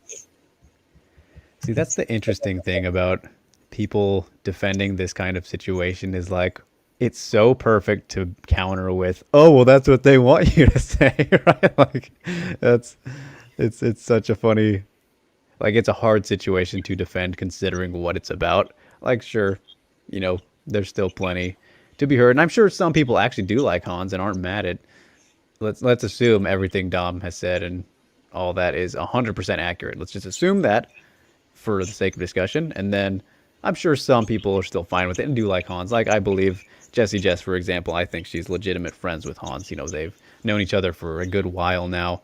But that doesn't mean everybody is. Like obviously Dominic, for example, is not fond of the man, and there are others. Adesanya, as we had mentioned. Adesanya, right? Um, He also said that I think the best source of info would be Izzy since he turned down a monster. yeah, I don't yeah, think that very true. Izzy. I don't think that Izzy really wants that though. You know, like Yeah, I don't know. no nonsense kind of guy. Gotta love it. But all right, oh boy, here we go, Steve. We're getting into my my personal heart attack of a fight. I've never loved and hated something so much all at once. I'm sure you know where I'm going with this, and those of you who do know me, I can't believe this is happening. I hate it. I love it all at the same time. Why? Why does this have to happen, Steve? But here it is. It's all right. Virna Jandiroba and Kanako Murata in June, all the way in June. I know, very far. Yeah. Um, it's a great matchup Incredible. stylistically. I love it. I love this fight. I didn't we say something about this? Like we said something about this when Murata was coming to the UFC. Maybe. And am I black for you for a second here? Because I'm black on my screen. Oh, you are. What happened to So Drake? I don't know what happened to me. Drake disappeared, guys. I'm still here. You can hear me though. Uh-oh. Um, Poor Drake. I don't know if we talked about this. I'll just keep We talking kind for of, I now. think we did. I'm pretty positive that we said that this would be a great matchup in the Well, future. it absolutely is. Like this is so fun and exciting of a fight. But you know, the reason I hate it is because I love them both so much. I don't want either of them to lose. Yeah. Like it is such a bummer in that regard. But man, I'm excited for it. And as for it being so far away, that kind of sucks. That sucks as well. But I'm assuming the reason for that is because um, I would assume it'll be Fight Island if they're planning that far out ahead. And both of these fighters, of course, international, That's so cannot go to far. Japan. And yeah, but oh, I love them so much, these girls, and they're so talented. This stylistically, this fight is incredible. Of course, Such a Verna, one of the best jiu-jitsu players in the entire all of MMA. Kanako, one of the best wrestlers. Like this is just too good to be true in terms of matchups. And then their striking, both of their striking has improved yeah, tremendously yeah. It has. recently. I think They're it's a looking, squash. The striking is a squash. But I think we're gonna yeah, see. I think we're gonna see the wrestler, the classic wrestler versus jujitsu fighter fight. I hope. You know, I mean, that's the thing, right? You yeah, want it to go to the ground. You really yeah. do. They do want it to go to the ground. It has to I go to th- the ground, right, guys? Like this fight has to go to the ground. But yes, that's Ghost Phantom did say Kanako, and I agree. I I man, yes, I think that Murata pulls it off. Ooh, I hate going against Jandiroba though. I know. Dude, I really do not like going against Jandiroba. I hate it. I hate and love it so much. You know, from every perspective possible. I love and hate this. The ground Um, fight will be so great though. I hope. Oh man, like this is one of those fights, much like the Dern and Jandiroba fight. We wanted yeah. I wanted to see the groundwork, you know. I do think that this will go to the ground because Imrata is wrestling. She's a pure wrestler. You think that she's more likely to initiate? I hope so. Yes, I really want her to initiate. I really do want her to go in and try to take Jandiroba down and see if she can get on top of her and maul. Yeah. I cannot wait to find out, and I can at the same time. So I know. It's I so love it. frustrating. Like I don't want to get like high hopes of it, you know, because it's so far away. So many things can happen in between now and June 19th Yeah. because shit's crazy right now. Yes, it is. But Like Drake's screen being black. I That's know. Let pretty me see wild. here. I don't know why that is happening. I'm gonna leave and come back here in a second. We'll see if that works. But Okay. um, until then, you can have my picture. I look like a robot when I'm talking like this. It's like just the voice, yeah, and it's bubbling out. So all right, you can give your initial thoughts here on, oh boy, we're finally official, you guys. And so I'll be back in 1 second. But Finally official. Oh my goodness. here it is. Weili Zhang versus Rose Namajunas, official for UFC 261 on April 24th. Oh my God. It's about fucking time. I cannot believe it. I can't believe it. Oh, Drake actually did leave. He came back and then he left. But I can't believe this fight is actually happening. It's on the same card is Valentina Shevchenko and Jessica Andrade. What a great card this is going to be. Just those two championship fights, right, guys? Like, this is what we want. This is what we wanted from the very beginning. Weili Zhang and Rose Namajunas. Ever since Weili beat Joanna, and they started talking about Rose Namajunas fighting. Drake's back, but I don't know what's wrong with it. I'm just gonna stick like this. So we don't get to see Drake for the Sorry, guys. the show. I'm here though. But man, I love this fight, and honestly, it's about fucking time that they made the announcement. Man, I'm actually pretty surprised that it didn't come on UFC 259 fight day, like during the card. Oh right. Yeah. Like, that's weird. Like some kind of mini trailer or what have you. Who knows? Yeah, that's pretty weird to me that they didn't do that. And what was it, the next day, I guess? Or no, it was yesterday, huh? 2 days later? 3 days later? Yeah. I believe so. Maybe they didn't know. Maybe they didn't want to make it official until they were official, you know? Official.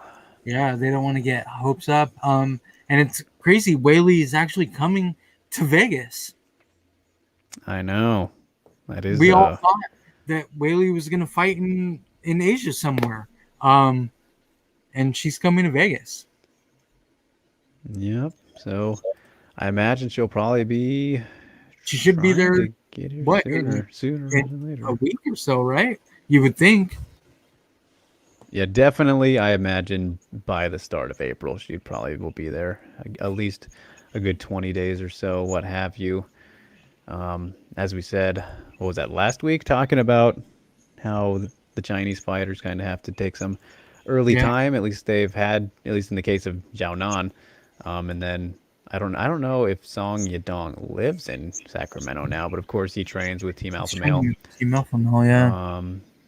And he gets out there pretty early as well, so not sure about that. But she's the champ. She'll make it work. They'll help her out, I'm sure. I'm just excited for it to finally happen. We need more Weili in our lives. Can't go wrong with more Rose in our lives either. And can finally shut up the haters who have seemed to have forgotten what Weili's all about. Yeah. It's been far too long. To the point where I'm tired of seeing people throw out their stupid disses toward Weili. It's tired. It's a tired act at this point. We know there were reasons. There were reasons why Weili wasn't fighting. There were reasons. It's not like she was holding out and she just wanted to be a champion. That's not why. Yeah, clearly. Like, that's just insane to think that, but there are some crazy people out there. And yep, good to see you, Sammy. Thanks for chiming in, sir.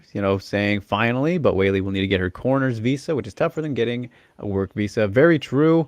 But yeah, no, you're very right. I believe she finally got her normal corner, and her head coach Kai got him out to the last fight for the first time in America. First time getting him there in America. And of course, that'll probably be a little bit tougher in the current circumstances, but yeah, we will see how that goes. And then chiming in again, Sammy saying, Angela Hill, the way that he's trying to give offensively. Yeah, good point, sir. That's Yeah, that's a little bit off base there. I mean, even look at the Tisha Torres fight, and then as we've mentioned recently as well, plenty of Whaley's career prior to the UFC. She's used offensive grappling very tremendously. So yeah, is what it is.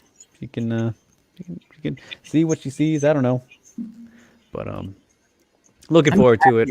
Yeah, I'm just happy that Otherwise, the fight is finally booked. yeah, that's the big thing, of course. So cannot wait for it. And hopefully I can be at that one too. That would be awesome. So we will see. And now, I don't have things pulled up for this, but Bellator news, a rebooking, Steve, and a good one. Yeah. So Beta Ortega versus Desiree Yanez added to Bellator 257 on April 16th. I was surprised by this booking. I didn't know that it was booked again, rebooked. But I did look at that UFC 257 or Bellator 257 card, and that is the card headlined by Vadim Nemkov and Phil Davis for the light heavyweight championship, and then also Anthony Rumble Johnson and Yoel Romero making his Bellator debut. Aaron Pico's on that card. Paul Daly's on the card against Homasi. Oh man, what a Drake and I were talking about it before coming on. I love this fight. I'm really happy that they made it. It'll be nice to see Desiree Inez make her Bellator debut finally. I know. I was so bummed when the fight didn't happen the first time Yeah. it was supposed to. Yeah. Because Yanez is somebody who I think we're both pretty high on, and she's a great addition to this already fantastic Right. Bellator flyweight division. And taking on somebody like Vita, who's been floating around the title for a bit in her career, and took on Alima, of course. Yeah. Um, Who the will be title- getting to? Yes, we will be getting to her next. Yeah, I'm really looking forward to this fight. Going to be a fun one. Would have been a fun one when it happened. Took a while to get it re-put together because Bellator had the little break to start off the year, of course. Yeah. But yeah, you guys, if you don't know about Desiree Yanez just yet, trust me, I think that you will. Kind of a very little soon. monster, Yeah. to be honest. Like she's down for a scrap, Oh yeah, she is. and Ortega is as well. Yeah. Yeah, this should be. I expect blood in this one for sure. This matchup has all the makings of a pretty bloody battle. I agree. And Steve, man, talk about a great person to have for MMA Inc. Desiree Yanez. Dude, I've asked her. We've talked about it, and she's kind of iffy about Giving it. you the cold shoulder. She's kind of iffy about it, but I've talked to her through DM a couple, about just fights in general. Right. But yeah, I've talked to her about it. She's yeah, I'll try again before this fight, hopefully. Bingo. That's all you can do. Yep. Gonna be good. And then coming up this month, at the end of the month. At the end of the month, yeah. Yeah, this is gonna be good as well. So Submission Underground keeps on rolling, man. And they keep on throwing Amanda Lowen out there. She's the champ now. Yeah, she's basically on every card. But she'll be taking on Not complaining. No, not at all. She'll be taking on Roxanne Modaffari, which was kind of surprising to me. But I like it. I like that matchup. And then, of course, as you can see on the bottom ticker there, former Bellator featherweight champion, flyweight champion, Alima Leigh McFarland will take on Jessica Ai on March 28th as well on the same card. That's a fun one. That's gonna be Boogeyman. Yeah. Going he's for that title. Fowler, right? Going for Against the. Fowler. Yeah. Yep, I love That's that. a I good love that match. matchup. And then there's Ricky Simone and his brother in a tag team match. Yeah. Man, so much fun. They haven't done any tag teams since the pandemic, have they? So that's the I first don't know. one. I think weren't you at the last one where they did tag team? Yeah. Yeah, that was fuck, I don't even remember which number that was. It was maybe 16, What, 16, 15. 17? Yeah, something like that. Yeah. Man, I love. It's so fun to watch tag team grappling in Um, person, dude. it's Like, fun. Oh, it's in so person? great. Yeah. I haven't seen it in person, but it's even fun, on, Yeah, TV. yeah. That was the first time I saw Lowen actually was her tag team match, which was just phenomenal. One of the best performances, to witness when she got was I think it was the 6 submissions to one. Yeah. Like just incredible stuff. If you guys Yeah. haven't seen that, hit up Fight Pass. Um, Yeah. there's team Submission Underground's on there. yeah, team SBG versus I don't remember who they took on, but I'm sure you can just look up Amanda Lowen. Submission Underground 13, 14, one of those. But either way, Roxy versus Lowen. This was a matchup that was supposed to happen a while back, but then Yeah. Roxy pulled out because of Of the fight. I think it was a fight. And funny enough, she has I another one don't. here, so hopefully Yeah. it still It's crazy. happens. Yeah, exactly. But I think it will happen. I think that it's enough time in between. Her fight is in, or this matchup is in March, Yeah, and then her fight is in what, May? yeah, hmm May yeah, 8th or 10th or whatever it yeah. is. May 8th. May 8th. Yeah. So really only a month and a week in between. Yeah, But it's a title fight under Chelp's submission underground, and it's always fun.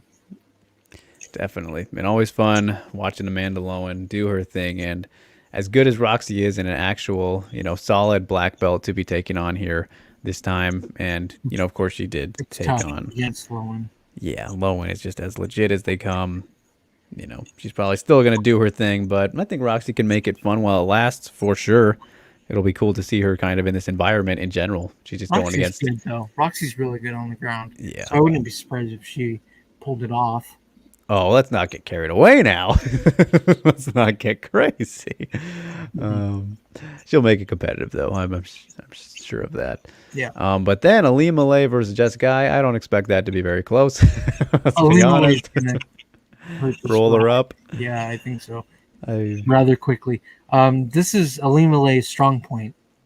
yeah, props to Jessica for continuing to do jiu-jitsu matches, but Yeah, she wants to stay active, I guess, yeah, she's I think she's going to continue to go winless probably in the in the submission underground cage. She's getting not favorable matchups whatsoever. She's not. I mean, she's- she went up against Amanda Lowen too. Like it, yeah, there's tough matchups, and then there's really tough matchups. Yeah, Amanda yeah. Lowen was a very bad matchup. Well, didn't she? So first of all, of course, they did Jessica I versus Misha Tate, like the first or second submission underground, one of the very Yeah, that first was so ones. long ago. Yeah, And you were at that one, weren't you? I was. Yeah, Um, man, that was so long ago. that was her very first one, and then Lowen, and I feel like there was somebody else. She didn't go against Jillian Robertson, did she? Either way, I just know she hasn't won one. But yeah, no, she's taken on definitely good challenges, and it'll be cool for Alima Lay and Boogeyman on the same card. Yeah, That's fun.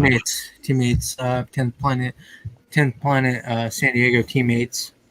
Yeah, and Lowen now, she was SBG for really a long time, pretty much her whole jiu-jitsu career, but she's a 10th Planet Portland now, so Right, that's right. it's a family affair. So it's gonna be good. See how There's they a get lot done. of 10th Planet gyms though. There's Oh yeah, there's better 10th Planet gyms than others, obviously. The San Diego gym is one of the best. yeah, that's one of the big ones. I think it's the main one, actually. Yeah, That's Eddie Bravo. exactly. Yeah, good point. Definitely. And now that man has created an empire across the globe. So Yeah, I love that guy. Like, man, I got love for that dude for what he's done for jiu-jitsu in general. Bringing all these competitions and stuff. I love it. yep, can't go wrong with that. So, all right. that was the last bit of news, you guys, which I believe that was announced yesterday or something. I kind of Yeah, it was yesterday. really slid off my feed and didn't really notice it till Yep, the end of the night. it was yesterday. Yeah. Love it. I love it. Love that card. Yep. There's Yep. a lot of good matchups there, and of course that tag team matchup. It's gonna be fun. Oh yeah, gotta love tag team action. All right, UFC Vegas 21 time, everybody. We got 3 fights coming up this weekend. 2 strawweight, 1 flyweight. All interesting in their own right. Yep. So let's start it off with the first one. Yeah. So Jinyu Fry is back for how long we don't know. This has to be the last chance. Against Gloria De Paula, a little cutie. I think this is going to be a fun matchup, but Frey really needs this win against a fighter making their UFC debut. She really needs this win. She really needs this win. Yeah. Yeah, Jin desperately needs this one just to save. I was afraid that she could have got cut after her last loss, and that wouldn't have been super crazy. That was who was that even to? That was Loma. Right, Loma beat her pretty well. Yes, beautiful. Who Loma will be back soon as well. But and Jin here acting as kind of the prospect gatekeeper a little bit, which is really sad to admit, dude. but that's tough, Yeah. I think she's probably just trying to take this fight just to turn it around. Yeah. In hopes of turning it around. In hopes of turning it around. Yeah. On the back end, unfortunately, and just up a weight class that she is still, I guess, getting used to. 2 fights into it now, strawweight. Of course, she's one of the most notable atomweights that the division has ever seen. But, welcoming Gloria De Paula here in this one. Glorinha, of course, she earned her contract on Dana White's Contender Series Brazil last year. No, it wasn't Brazil. It was in America. She was here for that one. It was the Contender Series, yeah. Yeah, Contender Series Brazil. It was in November, not Brazil. I think. Yeah. It was in Vegas. It was against Pauline Macias, wasn't it? Yeah. That was in November. Yeah. So, De Paula, of course, it looks like a very good, solid, prospect at 115. Hard not. There's so many these days. Her only 2 losses to Isabella De Padua, who is also. She's in the UFC, or she was in the UFC, De Padua. Let me see here. Yeah, she was. Had that the one loss to Lipsky. That's right. And she should still be, and I'm not sure. She's had a grappling match since then, but and then Gloria's other loss to Ariane Carnelosi, who I believe tested positive for PEDs after losing to Angela Hill. But either way, 25 years old, taking on the superiorly experienced Jinyu Fry. Should be. I mean, we haven't seen a lot from her. Yeah, it's Jin looked good in the striking against Kay Hansen, of course, and then Kay utilized her wrestling, which we knew would be kind of the area of contention for Jin, if you will. Then against Loma just had kind of just a tough style with that Muay Thai, and she put it on Jin in the clinch. Healthy serving of elbows, knees. Beautiful Muay Thai from Loma. You name it. My God, I loved it. It was a sight to behold. And then, I don't know. I just feel like Gloria is still so unproven. And, of course, everybody that she's beat. Young.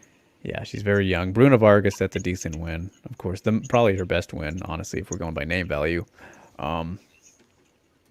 It's just. I think in these kind of matchups, you have to look at prior records and stuff. Jin should win this fight easily, you would think, right? But Oh, as Stamina said, Prey should win via experience. Anything is possible, though. That's the thing. Like in the Jin, I think that we've seen, despite some of the roughness with the matchups and being at strawweight with Loma, who that was an atomweight fight at strawweight. Of course, Loma would be atomweight if she could be in the UFC, and then Kay Hansen. These fights kind of showed that Jin not the same as she used to be, and of course she's getting older now. She's had some issues with injuries and what have you. Just not the same fighter, the same Jin that we have been accustomed to seeing. And Unfortunately. yeah, unfortunately, finally getting the UFC, and she's got to go up a weight, and just a little too late probably. Despite all that, I still think that she hasn't shown to be so bad, I guess, to put it bluntly. She hasn't shown to be so terrible, like regressed so much since her atomweight days, that I'm going to pick against her in this situation because of how much experience she has, and her skill set and her talent. The striking she has is still very sharp. Her technique, it's like not a bad. She didn't lose via bad technique in these last two fights. It was just kind of, stylistically, the matchups just were not good for her at this point. All the factors considered, being at strawweight, at the end of her career, been through all the battles she has now. But for Gloria, I don't know. I don't see her being able to threaten very much. She hasn't shown much in the the realm of killer instinct, I suppose, and finishing ability just yet. Not that Jin Yufrey is a big finisher herself, but when it comes to the experience level and everything, this is when it really matters. And Gloria is not a really big strawweight either, so I don't think that she'll be able to outmuscle Jin, like very all. much so. Yeah, if we get into those situations. So I don't know. I do like Jin in this one, and I think that the veteran savvy will be real, and it will come in handy. And I believe that she can, pretty much outpoint Gloria. I don't think we're going to see anything incredible from Jin at this stage, unfortunately, no matter who she goes against. But I think she should be able to get the job done, and maybe hopefully ride off into the sunset in peace. I don't know. It's we'll see. But I believe in Jin. I'm going to go Jin, unanimous decision in this one. Yeah, I agree with what you're saying about Jin should be able to win this fight just because of experience. I think that she should win this fight just because she's the better fighter at this point. But again, this is MMA. Shit happens in MMA all of the time. Gloria DePaula may fucking shock everybody. Is it really a shock at this point though? If Jin loses, I don't think it is. It wouldn't be as much of if. Yeah, I don't think it's that big of a shock anymore. Sure, she was the Invicta champion, but that was a long time ago. It seems like Oh, it does feel forever ago now, doesn't it? she's kind of fallen off since then. I don't know. She should win this fight though. I'm with you. Like, it's probably a decision, I guess. I don't know. I I think that Jin should win this fight and will win this fight, but I won't be completely shocked if DePaula wins the fight, Yeah. Yeah, definitely. Yeah, we'll see how it plays out. It's kind of, I'm curious what the odds are. I'm sure it should be pretty close, but to see if people are favoring the experience in this one as well. It's a big important matchup for both of them. At these stages in their careers. Yeah. So Yeah, I mean, against Gloria DePaula, if she loses not in a terrible way, then it's not really that bad of a loss in her debut. But if Jin loses, it's a bad loss. and Yeah. it could be a wrap on her UFC career. Yeah, I think that that's pretty safe to say.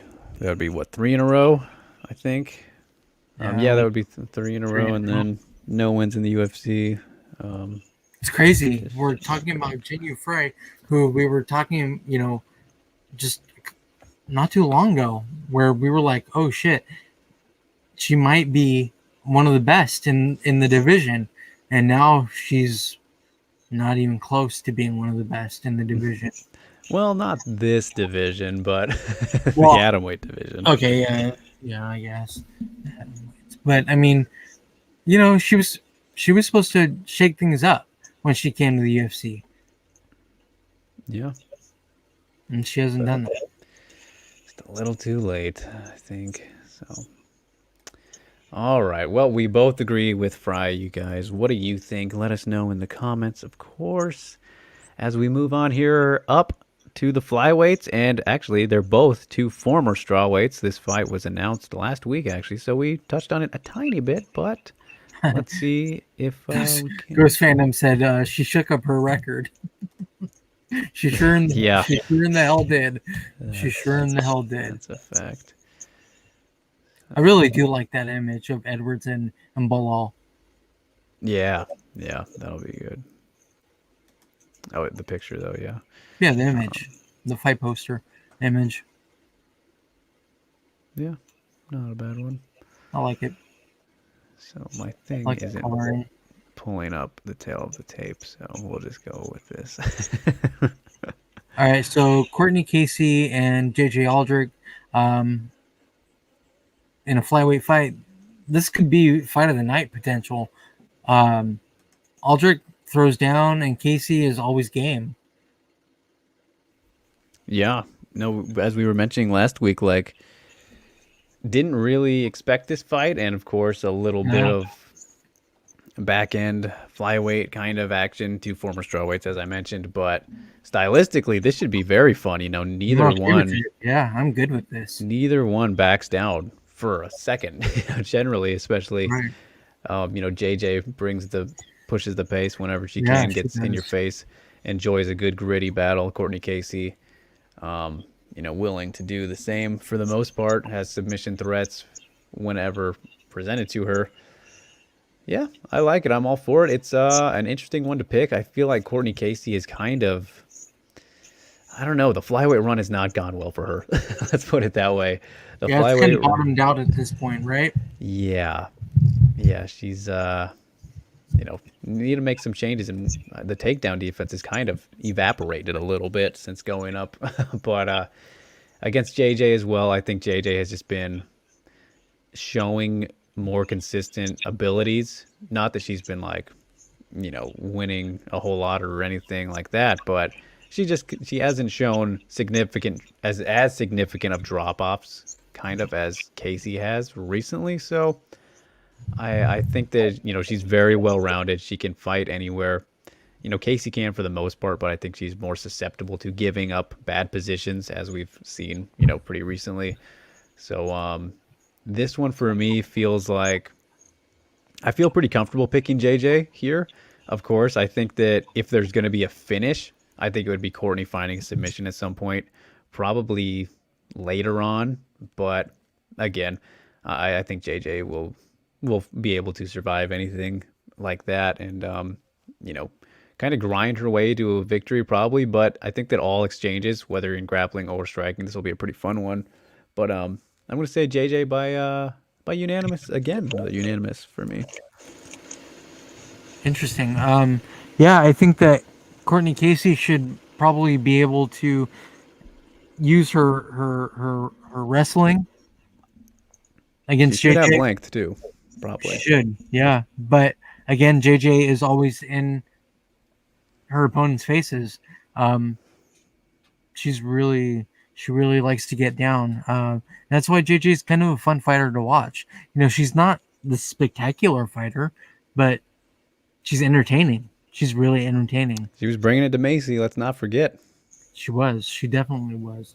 Courtney Casey, she should be stronger, right? Like I feel like she should be the stronger fighter in this fight, but I don't know. It just seems like her skill set hasn't It translated up a hasn't. division. It hasn't. That's the thing. Like, yeah, since going to flyweight, she hasn't really like looked the way that she did before moving up. You know. Yeah. But Yeah. I'm with you. I'll go JJ Aldrick, unanimous decision, just because she's probably going to be more active. Yeah. She'll win Yeah. on she'll win on style points, I think. Yep. I'm with you there. And Stamina coming in with the same pick, So except yeah, less but excited for it. unremarkable and decent, unanimous decision. Just Stamina. the minimum for you, you rascal. He's not into the fight. No, he's not.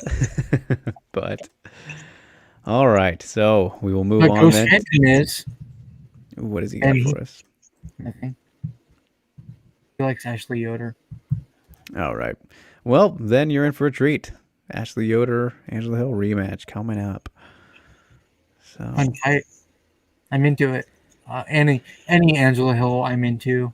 Any Angela Hill fight I'm into. But Ashley Yoder should be able to do well, I think, in this fight, right? yeah, no, this is It's an winnable. interesting rematch, interesting stylistic matchup. A good fight and position for Ashley Yoder to potentially really launch herself up the rankings by taking out somebody Into like the Angela rankings. Hill. Yeah, no, into him, just flat out. Um, and we did break this one down 2 weeks ago, right when it was supposed to happen. Yep.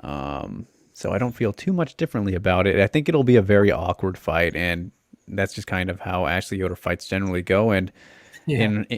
in her last fight, in particular, though, what the Miranda Granger one, where she did look very solid and kind of was that I'm getting all confused. I don't know if that was her last fight or not, but I think it was. I'm so scrambled these days. Looked very good. We didn't expect her to beat Granger in that fashion, and Ashley Yoder has just been one of those fighters who consistently is able to, make fights closer than they should be. Really, like, not to knock on her, but like she's so well rounded that nothing really sticks out about her. Maybe her grappling probably wouldn't. I mean, it has shown to be probably her strength in these recent performances, like that Granger one that I pointed out.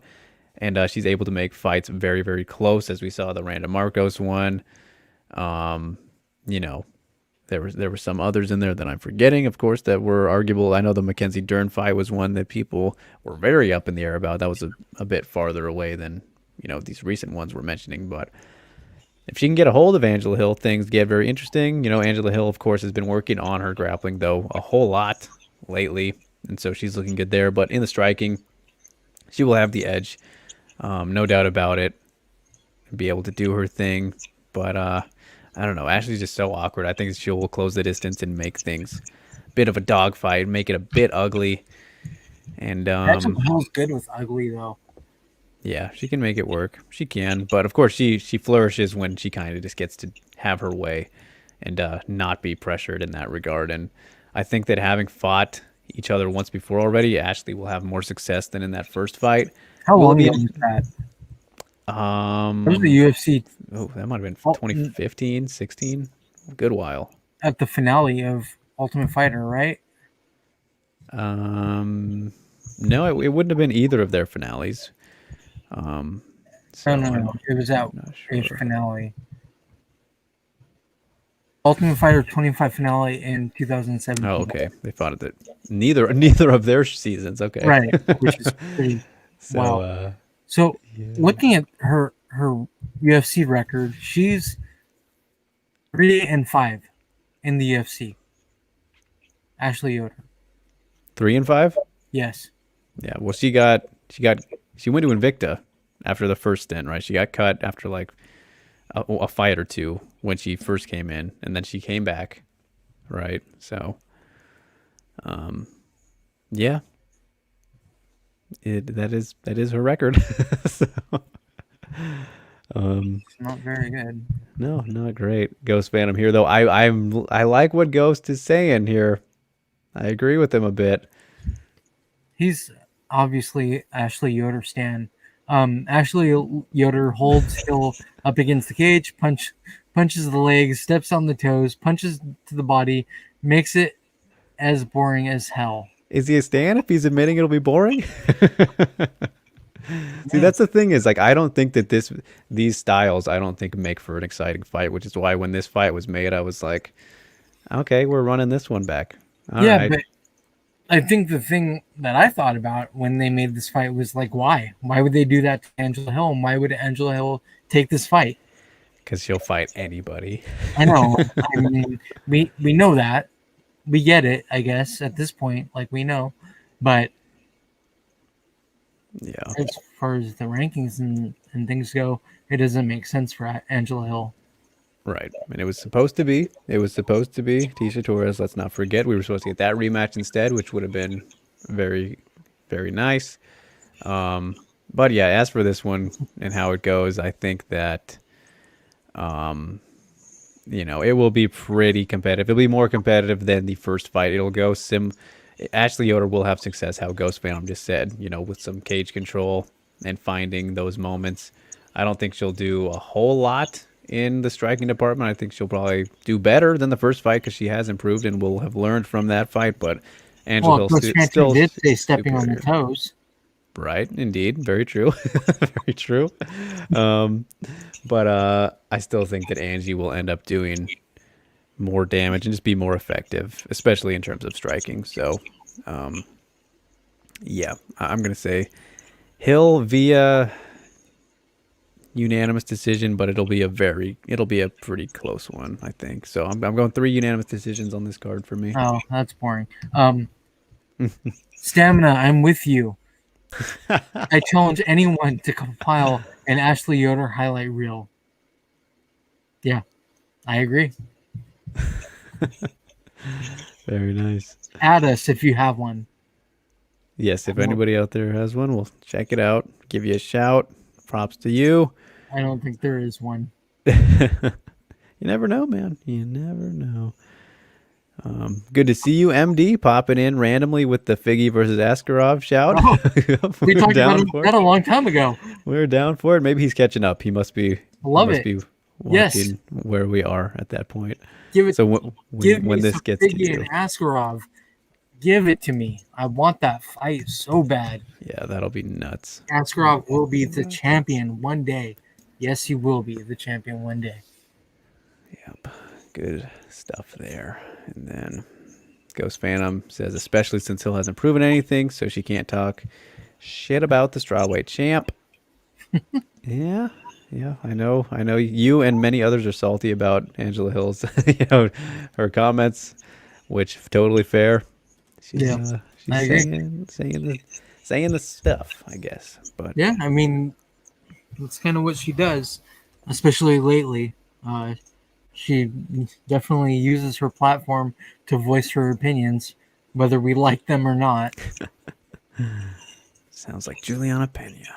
Oh, that one's that one's a different. Different animal. Yeah, she is. She's a little ridiculous. But did you say your specific pick for how Hill wins? I'm assuming you're picking Angela. Yeah, I'll go Hill decision. Yeah. Like you, I'm bored by these 3 fights. Really, they're not the best 3 fights. They're interesting in like the wrong ways. You know what I mean? Like Yeah. I'm curious how they're gonna go, but because of like my fear of how they might go. So Which one is going to be the least of boring of the 3? I think Casey and Aldrich. I think we can kind of agree on that one. I think So, stylistically there'll be well, I said going into it that it could be the fight of the night. yeah. Yeah, I think that one has very good potential to be very fun.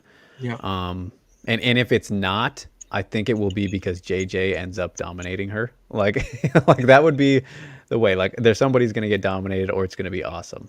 Right? Like that's kind of how I see that one. And I mean, Tapala and Fry could be very fun. No, I don't think so. I don't think it'll be that great. Not feeling it.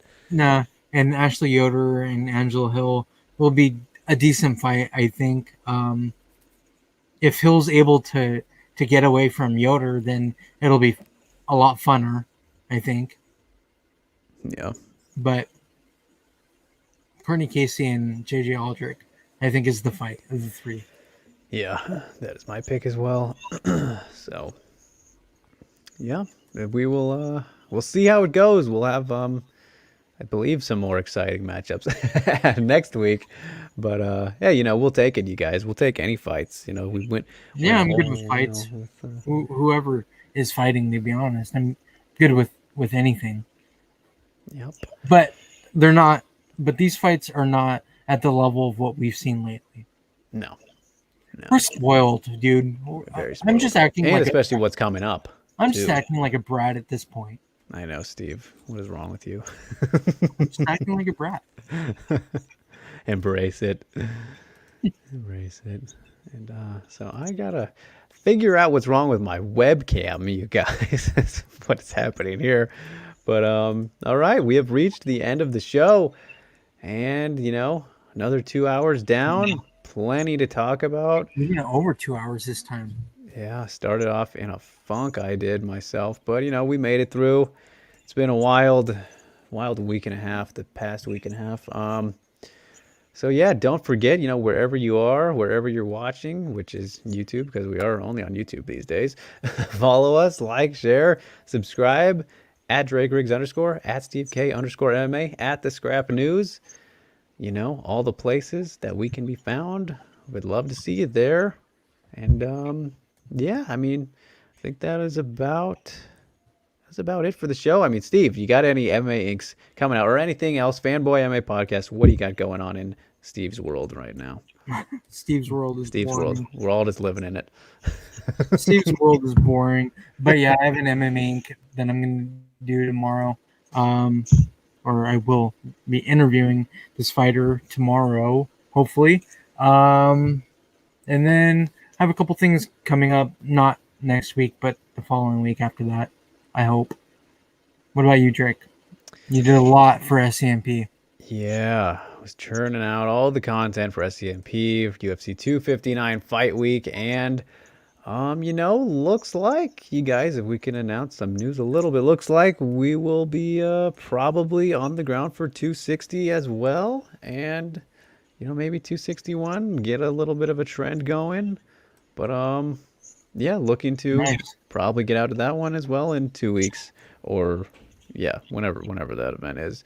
Stipe and Francis too, of course. So if you liked the coverage, come back, tune in for more at SCMP MMA. In the meantime, you guys, Broaden Horizon episode 7 is out now. Dropped that on Sunday. We had 5 fantastic guests. We didn't see that. Yeah, 5 fantastic guests this time. First time doing 5. Because there was a lot of fallout from the Sterling Yawn stuff. Probably buried it. I should have waited a day. Broaden Horizon episode 7 out now, you guys. MyMAnews.com, my YouTube channel, youtube.com/DrakeRiggs. We had Shizuka Sugiyama, Ayaka Hamasaki, Takumi Tamaru, Kazuki Tokudome, and Yoshinori Hori. Had to remember all of them. 4 out of those 5 competing in Ryzen 27. What is that? Next week, March 21st. Yeah, that is next week. Is it next week already? Oh my god. Yeah, I know. Hamasaki. Coming up. The title fight rematch, Hamasaki Asakura 2. Looking forward to breaking that down. But yeah, spoke to Ayaka before the big fight. Shizuka Sugiyama after her big win, a deep 100 Impact. What was that, a week or so ago? Spoke to them, and of course the men's fighters there on the show as well. Very good episode. Lots of stuff for kicking off 2021 with Broaden Horizon, and of course looking to get more of that going here soon. And then as for other things, as mentioned earlier in the show, always doing videos at the Body Lock. And then yeah, I got an interview tomorrow with a very important person, but we'll keep that secret as we do. And yeah, just more stuff coming, you guys. Just follow the Twitter. You'll find it all there. And my Steve Ghost Phantom 261 is one can't miss. Of course, I know that is obviously a must a must be at.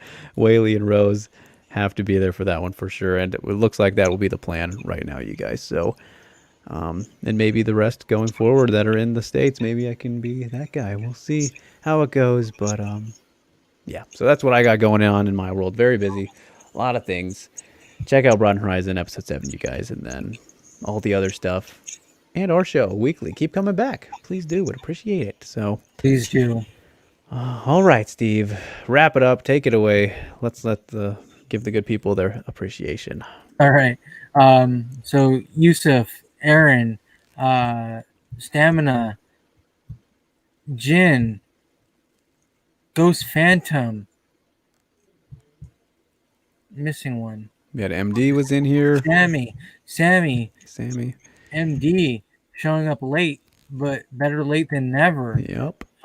Thank you guys for tuning in, for commenting, for bringing your views to us while we just talk about fights and all the news in women's MMA. Without you guys, there is no us.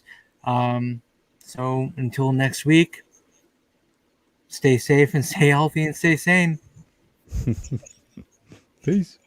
Later.